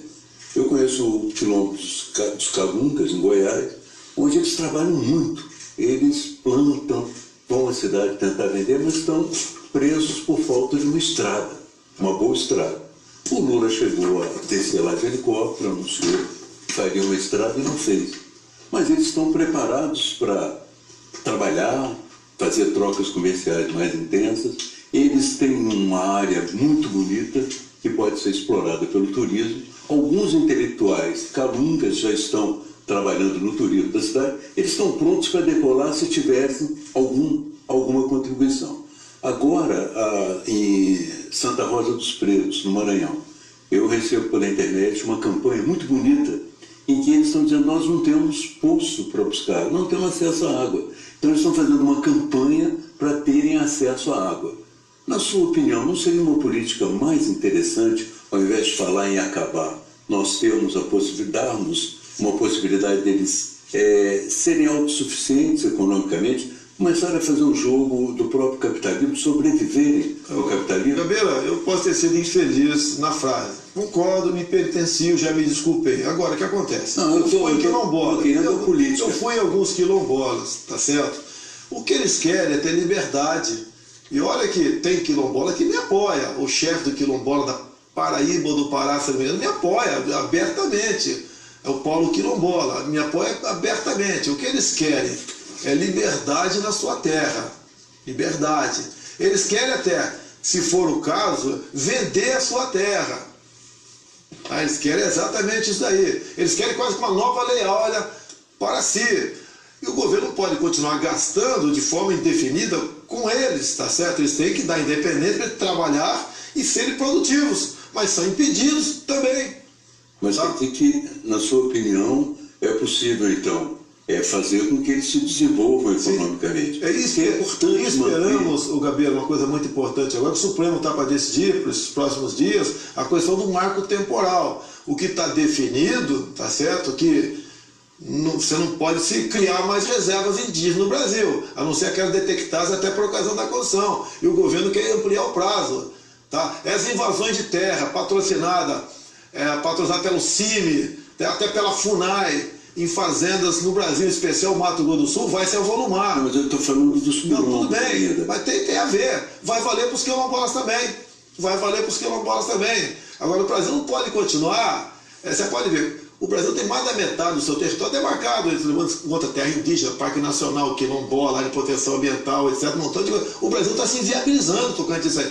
Quilombolas, eles querem, como o tio Israel, né, trouxe a proposta para cá, eles querem transformar os quilombolas em quilombuts. Eles querem fazer isso aí. Agora, hoje em dia, eles estão presos dentro da sua terra. Sim, mas o interessante, então, não é acabar com, mas estimular um outro caminho. Aceito a tua sugestão, tá certo? Precisa acabar outro caminho, você tem razão. E para que se desenvolva. E até, Gabriela, se quiser vender, que venda a sua terra. Candidato, o Brasil é um país muito rico, o senhor mesmo falou, rico de biodiversidade, mas rico também de sociodiversidade. São mais de 250 povos indígenas e eles são uma parte da força do Brasil. O Brasil é forte assim exatamente porque tem essa biodiversidade, essa sociodiversidade, essa diversidade de negros, brancos, índios. O senhor falou recentemente que se dependesse do senhor, os índios não teriam nem mais um pedaço de terra, 1 centímetro de terra. Eu errei. É nem mais 1 milímetro, você erra. 1 milímetro. Tá. Agora é o seguinte, quando a gente olha assim com imagens de satélite, certamente o senhor já viu, imagens de satélite, as terras indígenas são as mais bem preservadas. E a gente precisa dessa preservação para a proteção ambiental, para a proteção climática. Mas a sua política para os índios qual é? Para respeitar essa sociodiversidade tão preciosa para o Brasil. Não. O que o índio quer? Que eu fui em Roraima, em Boa Vista, e conversei com vários índios lá. Eu também já visitei tribos indígenas. Principalmente tem até a favela de índio com a demarcação da Raposa Serra do Sol. Criou-se favela. Que o branco era casado com índia, a esposa podia ficar lá, ele não. É isso que aconteceu, é um crime que fizeram. O que acontece? Essas grandes reservas indígenas, Raposa Serra do Sol, a Yanomami, que tem o dobro do estado do Rio de Janeiro, tá? São terras cujo subsolo é riquíssimo. Tá? Foram demarcadas por pressões externas. Nós sabemos que pela autodeterminação dos povos indígenas, mais cedo ou mais tarde, essas grandes áreas podem se tornar independentes. E o índio quer se integrar à sociedade, ele quer um dentista, ele quer um médico, ele quer energia elétrica. Nós não podemos, né, fazer que o índio continue vivendo dentro de uma reserva indígena como se fosse um animal zoológico. É isso que acontece. O mundo está de olho no Brasil. Por acaso a senhora já ouviu falar no AAA? Tá? Tudo bem, muito obrigado por ter balançado a cabeça. É um risco para o Brasil. AAA, Andes, Amazônia, Atlântico, né? Um corredor ecológico enorme que varia de 50 a 150 km de largura. São 136 milhões de hectares que decidiu-se que essa área é vital para o mundo. Nós vamos perder toda a calha norte do Rio Solimões e Amazonas. Nós vamos perder a Amazônia, a área mais rica do mundo. O que vai fazer com os índios, se o senhor for presidente? Mantém as reservas e vamos integrar a sociedade. Como o Exército faz um trabalho maravilhoso tocante a isso, incorporando índios, tá certo? As Forças Armadas. Eu já apresentei uma proposta para alguns generais, vamos fazer com que alguns índios partam para a linha da estabilidade. Esse é o homem para defender a nossa Amazônia. Vamos preservar o meio ambiente? Sim. Mas não dessa forma que está aí, porque vamos acabar perdendo essas áreas, que novos países, mais cedo ou mais tarde, surgirão dentro do Brasil. Deputado, para conhecer mais seu pensamento, quero voltar para a questão dos costumes, nós estamos falando aqui, né? O senhor cunhou a expressão abraço hétero, beijo hétero. Não tem saudades do simples abraço, do beijo, né? Tantos milhões de pessoas no Brasil que fazem a sua escolha sexual, não é uma provocação, não é um deboche que o senhor faz? Não. Eu tenho 63, você está mais ou menos por aí, né? Estou com 60. Um pouquinho mais, né? Tá mais, teu prazo de validade está mais vencido do que o meu. Minha briga não é, com todo respeito, se você é um camarote resolver viver junto aí fora. Eu sou contra. É que nas escolas, é meio feio, mas tá meio feio, né? Eu sou contra que nas escolas, tá, entre a questão chamada ideologia de gênero. Eu descobri isso em 2010, andando no corredor das comissões. Lá numa comissão estavam lançando aquilo, depois passou a ser conhecido como kit gay. Ou seja, o material, livros, filmes, cartazes. Isso é outra coisa. Não é outra coisa, não. Não. Eu nunca fui homofóbico. Ah, não é? Não, ué. O que eu estou fazendo aqui?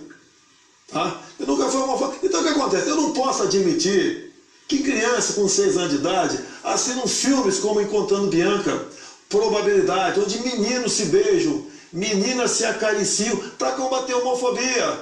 Tá na cara, se criancinha de 6 anos de idade assistir isso, no intervalo o Joãozinho vai querer namorar o Pedrinho. Mas o senhor respeita. O pai não quer chegar em casa, encontrar o filho brincando de boneca por influência da escola. Evidente, mas o senhor respeita os homossexuais? Nunca tive problema com homossexual nenhum.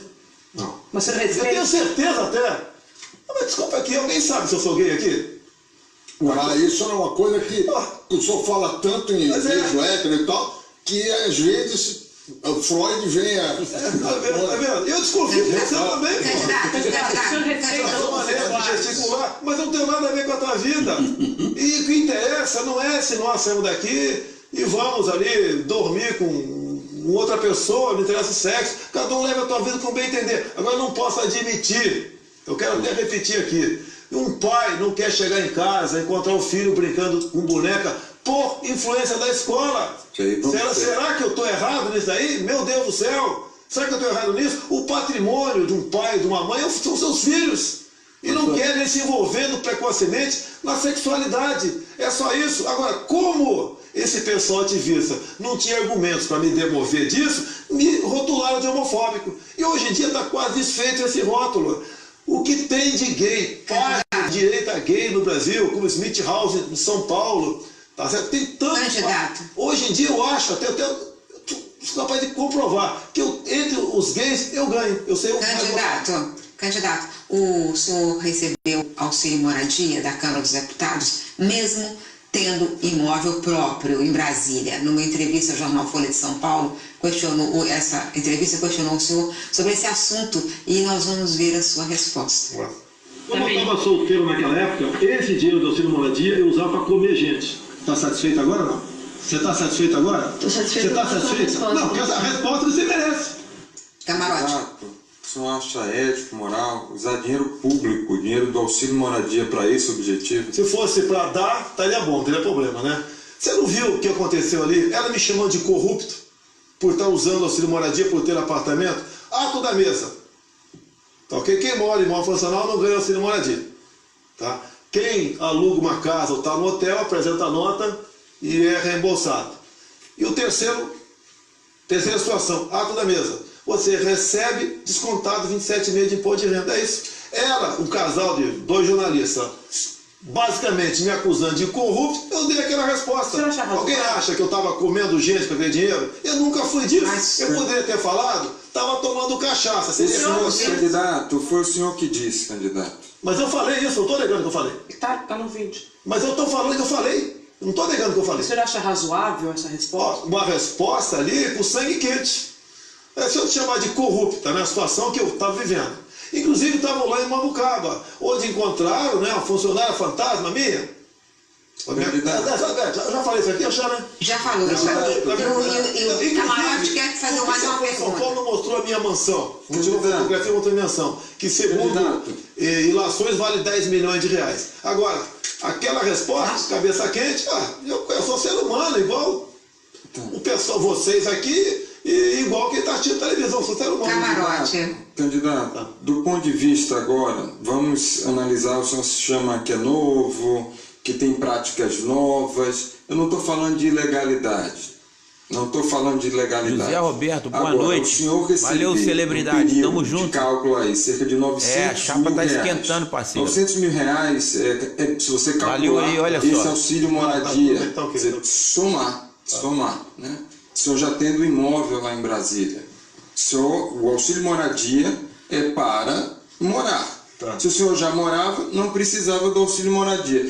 O senhor soma 900 mil reais, dá para quê? Dá para 2 postos de saúde e uma ambulância. O senhor acha correto isso? Dinheiro público? Vamos lá. Meu apartamento eu mudei agora porque eu preciso fazer reuniões. Meu apartamento tinha 70 metros. Tinha despesa de PTU e outros mais. Agora você pode ver. Eu estou te falando que está na lei, está achando que é imoral. Eu te pergunto a você, jornalista, né? Você recebe com pessoa física ou com pessoa jurídica aqui da Globo News? Bom, vocês, em grande parte, usam desse artifício para receber com pessoa jurídica, né? Para fugir do imposto de renda. Mas é imoral, você é tão imoral quanto eu. Responda a pergunta, você é tão imoral quanto quem é o candidato? É o senhor? Não, mas peraí. Lógico, você está acusando uma coisa que não, eu não estou acusando, eu estou perguntando. O meu está na lei. Eu estou perguntando. Eu queria que o senhor respondesse. Olha, é tão imoral quanto o teu. Quanto a grande maioria dos jornalistas no Brasil recebe com pessoa jurídica em vez de receber com pessoa. O senhor responde com acusação. Está na lei. Deputado. Está na lei. Eu estou perguntando se você acha correto. Por favor. Você está dizendo que é imoral? Não estou perguntando. Está legal. Deputado. Eu tenho despesa no apartamento. Eu pago o IPTU no apartamento, eu montando despesa. Você acha correto? Mas está suprindo os outros que porventura. Mas você acha correto aqui? Está na lei. Eu vou fazer um intervalo. Despesa. Deputado. Agora, ainda bem, né, que o meu grande erro em Brasília é esse. E não viver dando voto. Eu vou fazer um intervalo agora. Eu tenho que fazer um intervalo, porque a gente tem esses intervalos aqui. Eu voltando daqui a pouco com o terceiro bloco da entrevista com Jair Bolsonaro, candidato do PSL. Tá aí, pessoal, olha só. Vai vendo aí. O intervalo, vou baixar o volume aqui pra gente falar mais um pouquinho aqui. Tá vendo aí, turma? É difícil, né? É complicado. É muito sério o que a gente está vivendo no nosso país, né? O que a gente vai passar da agora para frente, né? Com nossos pré-candidatos a presidente do Brasil aí, né? A gente vê aí Jair Bolsonaro dando aí a sua entrevista, dando aí a sua resposta, né? Os jornalistas, eles não brincam, né? São pessoas qualificadas, pessoas estudadas que estão ali para né, intimidar o candidato, e o candidato ele tem que ter uma resposta. E a resposta não pode deixar dúvida, não pode deixar né, aí a nação brasileira com o pé atrás. Nós temos que ter uma resposta construtiva, uma resposta, né, aí politicamente, né, para que nós possamos ir lá na urna, né, em outubro e dar lá o nosso voto para essa turma aí. Mas como que a gente vai fazer isso, né, pessoal? Como que a gente vai fazer isso? A gente quer ver aí o político, né, mostrar, passar confiança para gente ter, né, e acreditar nele. Valmir Ferreira, boa noite, Valmir Ferreira. Desculpa aí, Valmir. Boa noite. Retomando aqui, Valmir, estamos aqui nessa transmissão ao vivo. Deixa aí, Valmir, a sua opinião aí a respeito dessa entrevista aí da Globo News com Jair Bolsonaro, aí, o pré-candidato à presidência do Brasil. Valmir Ferreira, deixa aí pra gente aí a sua opinião, que você é um cara inteligente. Valmir Ferreira é lá de fora, lá, né, pessoal, tá sempre aí conosco aí, né, assistindo a nossa transmissão ao vivo aí. Obrigado aí, Valmir. Boa noite aí para você e sua família aí. Boa noite aí, José Roberto Silva, né, que acabou de dizer aí que a chapa está quente, né? A chapa está quente mesmo, pessoal. É complicado, né? A gente vê aí os candidatos aí como Marina falando merda, a gente vê aí Ciro Gomes falando merda, né? A gente vê aí candidatos, né, que são senadores, que são deputados do partido do PT também falando merda, e a gente quer político que passa confiança pra gente, né, que dá confiança pra gente. E a gente não viu até agora aí Alberto Campos. Valeu, Alberto Campos, tamo junto, amigo. A gente não viu um político aí, cara, até agora passar firmeza pra gente, não. Nós somos eleitores, né? Nós somos a nação brasileira, queremos aí uma resposta de firmeza aí, de confiança, pra gente estar acreditando aí em candidato para votar aí em outubro. De volta aí, pessoal, olha só. Ó. Mas em algumas situações o senhor admitiu o uso, não usou a palavra tortura, mas usou maus tratos, alguma coisinha, talvez com uma certa ligeireza no caso da Valeu, Alberto Campos, tamo junto. Valmir, valeu. Não quero falar do passado, quero falar do futuro. Se o senhor for eleito presidente, olha só. Olha, o Brasil é signatário de tratados e acordos internacionais, o último é o Pacto de Boa pergunta, ó. Costa Rica, que se refere à Carta da OEA e à Carta de Fundação da ONU, que classificam a tortura como condenável, abominável, indigna da conduta polêmica, hein? Humana. Como é que o senhor vai tratar do tema tortura caso seja presidente? Mantendo os tratados, sendo radicalmente contra, punindo, ou com esse tom que o senhor está dando meio a menos de vez em quando? Olha, a palavra tortura cai em mim por ser militar. Não, já estou falando outra coisa. É inadmissível a tortura. Eu abri falando isso. Não. Na própria Câmara, né? Eu cheguei em 91, capitão do Exército, não sei se o Gabeira estava lá, tá? Cheguei em 94. Então, Gabeira, tinha um montão de ex-preso político, anistiado, etc., que o pessoal olhava para mim com muito carinho.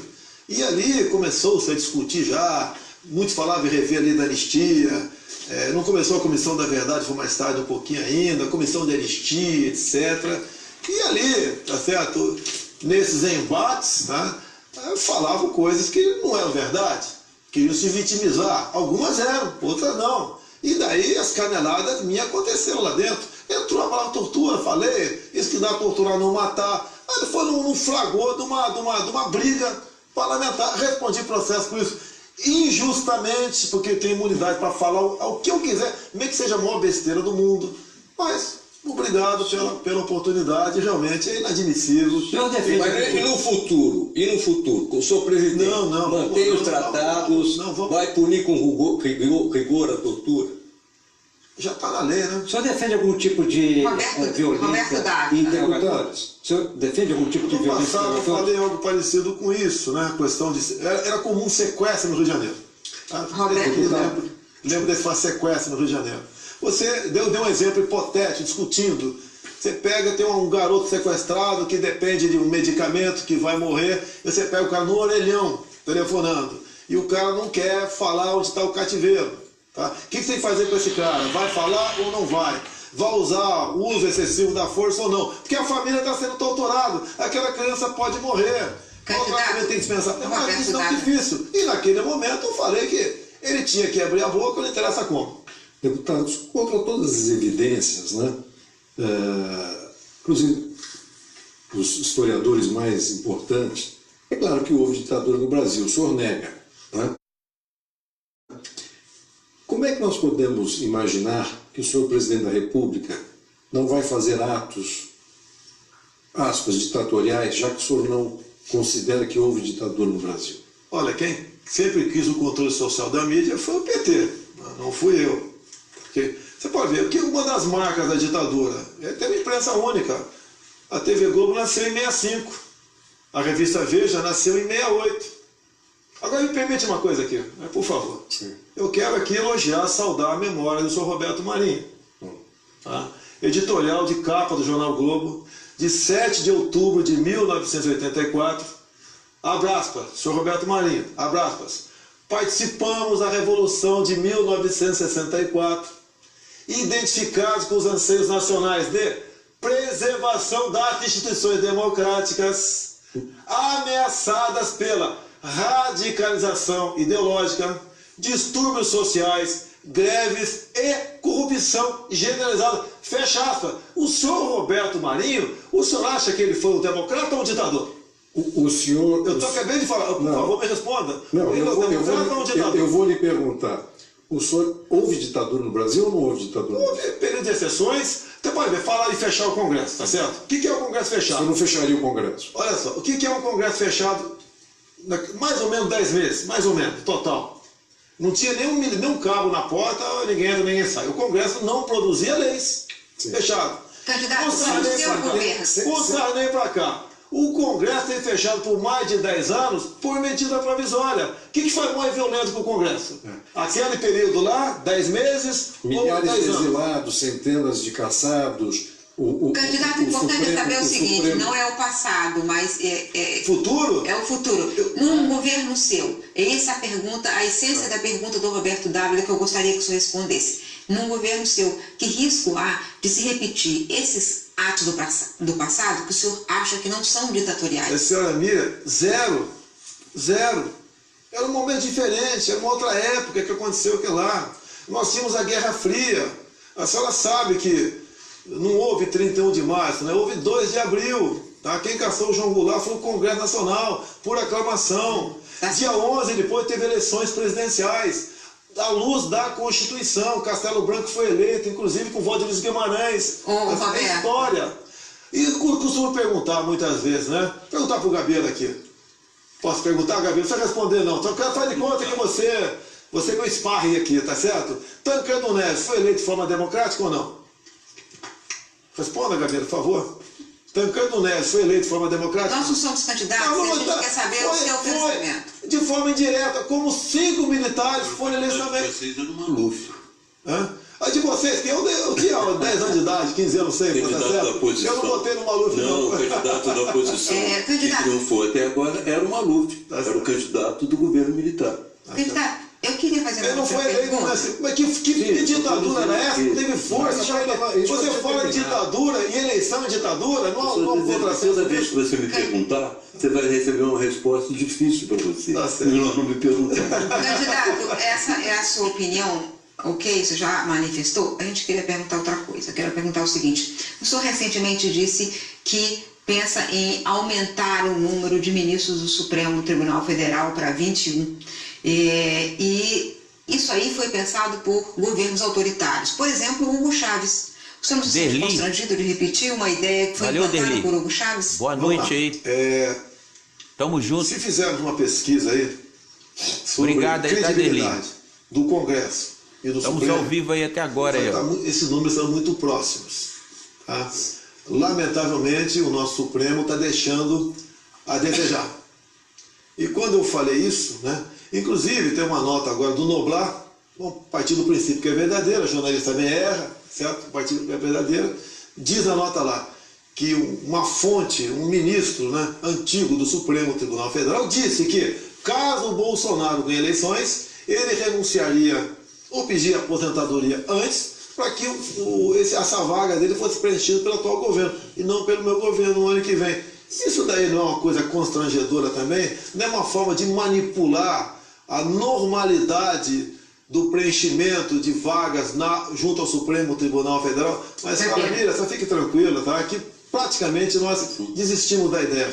Okay? Desistiram dessa ideia de... Até porque não é uma imposição minha. Dependeria de uma proposta de emenda à Constituição. Claro. E depois, os nomes serão acolhidos pelo Senado Federal. Não é uma batalha fácil. Agora o que eu quero... Viva a democracia, né? Por favor, eu quero que o Supremo Tribunal Federal não legisle como está para legislar a questão do aborto agora. Se vai ser legalizado ou não, quem tem que decidir são os deputados e senadores. Não decide, não o Supremo Tribunal Federal. Eu queria passar a palavra para o Gabeira. Mas se não decide, é uma obstrução, uma não votação, é o recado que você está dando. Agora, eu sou contra o plebiscito no tocante a isso. A gente não é obrigado a legislar, a gente não é obrigado a votar. Muita gente entre a opção não vota nada lá. Agora, essa questão do aborto, se for decidido boa noite, Deli. Boa noite, Marcisa Moraes. Estamos juntos aí. Tá, brigadão aí, Marcisa Moraes. Chegando aí agora. Estamos ao vivo aí, um tempão aí, Marcisa. Valeu aí, tá? Brigadão. Tamo junto. Show de bola. Boa noite aí, tá? Colégios do Brasil. Nós sabemos que os colégios militares são bons, tá? Tem uma boa qualidade. Mas, hoje em dia, a educação na Finlândia, por exemplo, a preocupação maior é preparar as pessoas para aprender a aprender, para serem criativos, para estarem preparados para o mercado de trabalho. E quando a disciplina é muito rígida, ela é muito boa para preparar o militar, mas não é boa para preparar o estudante completamente para esse momento novo no mercado. A tecnologia, que exige dele muito mais flexibilidade do que no passado. Então, eu me pergunto, seria possível trazer a disciplina militar e a excelência dos colégios militares para os colégios do Brasil? Gabriel, você entendi o teu questionamento, que você falou que eu tenho dificuldade, tá certo? Então vou seguir a tua crítica, a tua observação aí. Você pode ver, ITA e IME são boas faculdades, universidades ou não? Não há dúvida. Olha só, em vez de o PP, o meu filho aqui, o Maria Eduardo, Bolsonaro, negociando com o prefeito de Caxias, com o comando da PM, nós teremos a partir do ano que vem a primeira escola militarizada da Maria Eduarda Gonçalves. Boa noite. Isso daí não é invenção valeu aí, nossa. obrigado. Isso é bastante difundido, em especial no Amazonas. Está nos e assistindo Goiás. aí ao vivo, Estive valeu, brigadão. Estive em Manaus também. Estamos ao vivo aí, um Manaus, tempão aí. Surpreendente, Gabriel. Eu sei com essa entrevista aí da Globo News com Jair Bolsonaro. Eu conheço um pouco você. Você é uma pessoa valeu, extremamente tá? educada, fina. A chapa tá quente, parceiro. Apaixonado por você. Tamo junto. Márcio, pode ter certeza disso. E lá foi numa escola, num bairro, Gabriel. Marcisa Moraes, Maria Eduarda. Valeu aí, boa noite. E foi botado numa escola. E nessa garotada incutiu-se o quê? Hierarquia e disciplina. Então tudo que faz no quartel, a molecada faz lá, se apresenta, entra em forma, chama a professora não de tia, mas de senhora. Não tem celular em sala de aula, não tem briga, mas não tem mais nada. E o percentual de aprovados em concursos... Tamo aí, Neilton, valeu. É muito além do normal junto, que acontece parceiro. em todo. Então nós estamos tirando o povo da situação de miséria com instrução e não com programas bicho tá pegando, Neilton, olha aí. Eu acho, opinião minha, né, se alguém estiver errado, por favor. Pode falar aí, Neilton. Pode comentar aí, Neilton. Tamo junto, cara. Temos alemão, temos aqui Mangueira. O Brasil precisa saber em quem que nós vamos votar.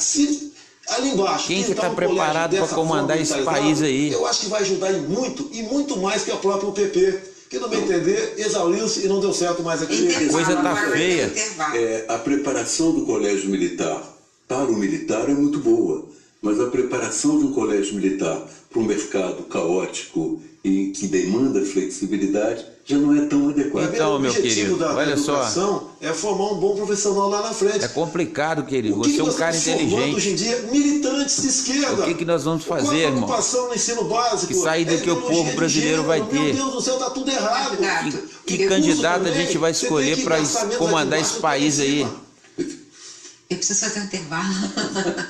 Mais um intervalo aí, ó. Faz mais um rápido intervalo, voltamos já com o último bloco dessa entrevista. É o último bloco agora. Nesse intervalo aí, vamos comentar aí, Neilton. Dê sua opinião aí, cara. Comenta aí. O que o nosso país vai ser do nosso país da agora para frente, né? Com essa turma aí. Como eu estava falando aí, não deu tempo de falar, né? Os candidatos que a gente tem aí, Ciro Gomes, Marina, né? Jair Bolsonaro, Geraldo Alckmin, né? Qual deles aí tem competência para administrar esse país grande aí como o Brasil? Né, pessoal? É um país, não é um estado, não é um município, né? Não é uma zona rural, não é um distrito, né, pessoal? É um país. Quem que vai ter competência aí dessa turma aí para governar esse país? É a pergunta que eu faço aqui e todo brasileiro quer saber, é uma resposta. Quem que a gente pode confiar para comandar esse Brasil, para comandar esse país, né? Para melhorar aí o desemprego que está nesse país, a economia que está em vermelho, a saúde que está em vermelho, a segurança, a educação que está sendo jogada na lata do lixo, essa educação, péssima educação que está nesse país, péssima saúde, péssima segurança, né? Péssima economia, né, pessoal? Quem que vai assumir aí o comando deste país tão grande, rico, poderoso, né? O povo quer saber, a nação brasileira quer saber quem vai ser o cara, né? Quem vai ser o cara? Quem que vai ter postura? Quem que vai ter o perfil de ser um presidente nesse país? Né, pessoal? A gente teve aí 13 anos de governo Lula, né? Não vou aqui ser tão ignorante em dizer que o Lula não é um cara inteligente, apesar dele ser um cara que não tem estudo, né? Um cara que é analfabeto, perto dessa turma aí, mas é um cara inteligente. Lula é um camarada inteligente, mas, né, a sua equipe, né, a sua volta, a sua turma, né, de lixo, de porcaria, né, levou o país a essa tragédia que está hoje aí, né? E governo Dilma foi um dos péssimos, tá? De todos, né? Dilma, pessoal, infelizmente, né? Ninguém pode discordar de mim. Foi o péssimo governo de Dilma. Vamos voltando aí, ó, retomando aí, ó. Do PSL, nesse último bloco, a gente vai fazer um ping-pong de perguntas e respostas curtas. Candidato, Acordo de Paris, ficar ou sair? No momento eu sairia. Eval? O que preocupa mais o senhor? O crime organizado ou as milícias? Tem muita diferença, mas obviamente o crime organizado. Gabeira. O senhor acredita na relação do Trump com a Rússia? Acha que a Rússia influenciou a eleição do Trump? Eu não acredito nessa hipótese. É uma pressão apenas em cima do Trump, logicamente por parte dos perdedores. Não acredito nisso. Cotas raciais, sim ou não? Não. O meu sogro é o Paulo Negão. E minha filha não é justo que ela seja cotista. Cris. No seu governo, o senhor manteria um programa social de inclusão social como o Bolsa Família? Ampliaria? Qual o seu projeto para essa mantém o Bolsa Família com responsabilidade, né? Buscando afastar fraudes, tá certo? Agora tem muita gente que precisa disso, seria um ato de desumanidade você acabar com o Bolsa Família. Roberto Dávila. Veja como às vezes o preconceito, né, destrói uma relação. Eu só ficou 2 horas e meia numa cadeira vermelha. Se sentiu bem? As cores do Exército são vermelho e azul. O vermelho não é do PT. Até o PT nasceu em 1980. Estou me sentindo muito bem aqui. Monte. O senhor se considera fascista? Não, muito pelo contrário. Eu acho que nem aqueles que me chamam de fascista nas ruas de vez em quando, nem sabem o que é isso. Qual a sua referência como líder internacional hoje, na atualidade, e por quê? Eu gosto do Trump. Tá? Isso pode perder voto? Paciência, não vou perder a minha originalidade e a minha sinceridade. Por quê? Ele está fazendo a América grande, criou empregos à vontade lá. Inclusive, informação de agora há pouco, um assentador lá de azulejo está ganhando $120 por hora. Gostaria de fazer isso que o Trump está fazendo lá, acabar com o desemprego, dar emprego para todo mundo.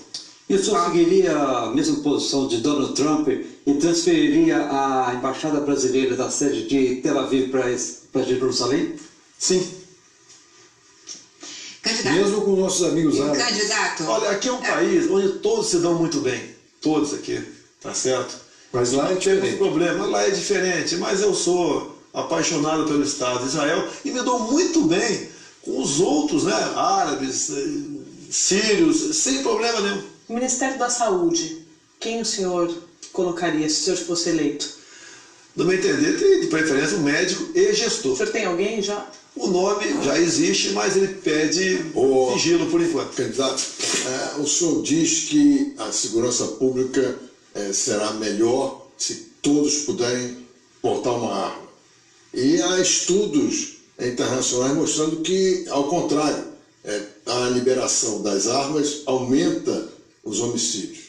O senhor continua achando que deixar todo mundo se armar é uma solução? Primeiro, se Valeu, Leilton. causasse uma explosão de Tamo junto. mortes, os Estados Unidos seria o país mais violento do mundo. Eu quero que o referendo... Mas os Estados Unidos é um país violentíssimo, é o país que tem mais gente presa. Eu queria que a violência que existe nos Estados Unidos viesse para cá. Agora eu quero fazer valer o referendo 2005. Não sou eu que tem que ser respeitado a vontade daquelas pessoas que decidiram por ter o direito à posse de arma de fogo. O que é posse? Com alguns requisitos, você comprar uma arma e ter na tua casa. O senhor, a gente vê na internet, vai para os aeroportos, centenas de milhares de pessoas, a maioria homens, né, lhe agarrando, botando nas costas, né? Quando o senhor eles chamam de mito, né? Quando o senhor chega em casa, olha no espelho, o senhor ri ou fica preocupado? Não, eu respeito, eles me tratam carinhosamente de mito, né? Eu até costumo dizer, talvez, como meu apelido de infância, dado a minha canela, ser branca, parecido com parmito, era um dos apelidos meus, talvez esquecendo o par, que também sou parmeirense, e me chamam de mito. É uma maneira carinhosa. Antes isso do que outros adjetivos que outros políticos recebem quando dão mole em aeroportos. Candidato, agora nós vamos para a última pergunta. A pergunta que a TV Globo tem feito no Brasil inteiro, a todos os brasileiros. Que Brasil o senhor quer para o futuro? Eu quero um Brasil onde tenhamos um só povo, né? Um país sem divisões de brancos, negros, héteros e homos, ricos e pobres, nordestinos e sulistas. Eu quero um Brasil onde se respeite a família acima de tudo, que é a base da sociedade. Eu quero um Brasil onde a criança seja respeitada em sala de aula. Eu quero um Brasil menos violento e com mais emprego. Eu quero um Brasil negociando com o mundo todo sem o viés ideológico. Eu quero um Brasil que invista em pesquisa, em desenvolvimento, para explorarmos nossa biodiversidade e agregue valor em nossos outros recursos minerais que nós temos aqui. Eu quero um Brasil sorridente, que se abra para o turismo, dado a condições de segurança e infraestrutura. Nós temos tudo, mas tudo para sermos uma grande nação. O que precisamos para chegar lá? Precisamos sim de um homem ou de uma mulher que seja honesto, seja patriota e tenha Deus no coração. É esse o Brasil que eu quero para todos nós. E se essa for a vontade de Deus, eu tenho certeza que cumprirei essa missão ao lado do povo brasileiro. Obrigada, candidato. Essa primeira semana da nossa Central das Eleições está terminando agora. Se você perdeu alguma das nossas entrevistas, não perca amanhã a Globo News. Vai reexibir todas elas, na íntegra, a partir das 8 da manhã. E eu quero fazer um outro convite. Nas próximas semanas e até o fim do segundo turno das eleições, nós teremos sempre, todo fim de noite, aqui na Central das Eleições, uma cobertura especial, debates, entrevistas, análises, pesquisas, tudo sobre as eleições. Fique com a gente, porque a Globo News nunca desliga. Eu agradeço mais uma vez ao candidato Jair Bolsonaro. Muito obrigada, candidato. Boa noite e um ótimo fim de semana.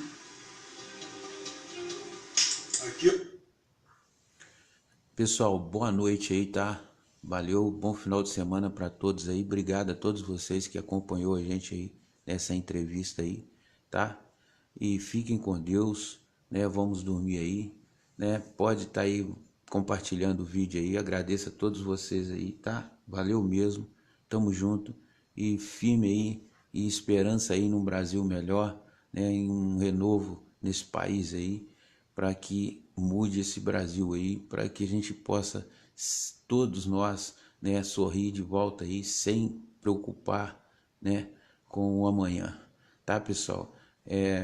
A gente não tá aqui fazendo campanha política para ninguém. Eu faço as minhas transmissões ao vivo, procuro me policiar nisso, né, porque a gente respeita a opinião de cada um aí, né, mas eu tenho que falar a verdade, pessoal. Eu penso assim, governo que já teve oportunidade e deixou o país do jeito que está, não foi um bom governo não. E a gente precisa melhorar isso aí. Em quem que a gente vai confiar? Não sei. A gente tem vários candidatos aí, né? E a gente tem que pesquisar, tem que participar, tem que perder noite de sono ouvindo aí, né? A proposta, ouvindo aí a entrevista desses candidatos, para a gente saber se eles passam confiança para que a gente possa confiar neles para governar esse país. Então, obrigado, parabéns para você aí que assistiu até agora, que curtiu a nossa página aí do Facebook, e obrigado por tudo aí. Boa noite a todos vocês aí. Até a próxima. Tchau.